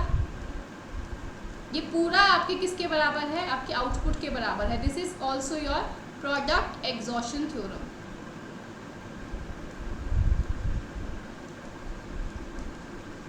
ठीक है। जब आप अपने पूरे प्रोडक्ट को एग्जॉस्ट कर देते हैं अपने लेबर और कैपिटल को उनकी मार्जिनल प्रोडक्टिविटी के अकॉर्डिंगली जब आप पे कर रहे हैं, ठीक है, तो आपका पूरा आउटपुट खत्म हो गया, आपको कुछ प्रॉफिट मिला ही नहीं। So you have zero super normal profits, okay. So this was the last question for your micro economics. इसी के साथ हमारी माइक्रो इकोनॉमिक्स की जो वीडियो है वो कंप्लीट हो जाती है। माइक्रो इकोनॉमिक्स की सीरीज़ हमारी एंड पर आती है। तो अगर आपने पिछली वीडियो नहीं देखी थी माइक्रो इकोनॉमिक्स की, तो उसे ज़रूर से देख लीजिएगा, नीचे डिस्क्रिप्शन बॉक्स में आपको मिल जाएगा, नहीं तो यहीं आसपास आपको कहीं दिख रहा होगा माइक्रो इकोनॉमिक्स की उस वीडियो का लिंक जो है मैंने डाल दिया होगा, आप उस पर क्लिक करके उस वीडियो को भी देख सकते हैं। तो thank you so much for watching this video till the end. अगर आपको वीडियो अच्छी लगी है तो एक लाइक ज़रूर कर दीजिएगा, अपनी फ्रेंड्स एंड फैमिली के साथ शेयर ज़रूर कर दीजिएगा। ये आगे मैं सीरीज़ जो है कंटिन्यू करने वाली हूँ। नेक्स्ट क्लास आपकी मैक्रो इकोनॉमिक्स की होगी, उसे भी मैं 2 क्लासेस में डिवाइड करूँगी। अगर आप ऐसी ही मेरी सीरीज़ देखना चाहते हैं तो मेरे चैनल को सब्सक्राइब ज़रूर कर दीजिएगा, नीचे जो नोटिफिकेशन बेल है उसे ऑन कर दीजिएगा to never miss a video from my channel.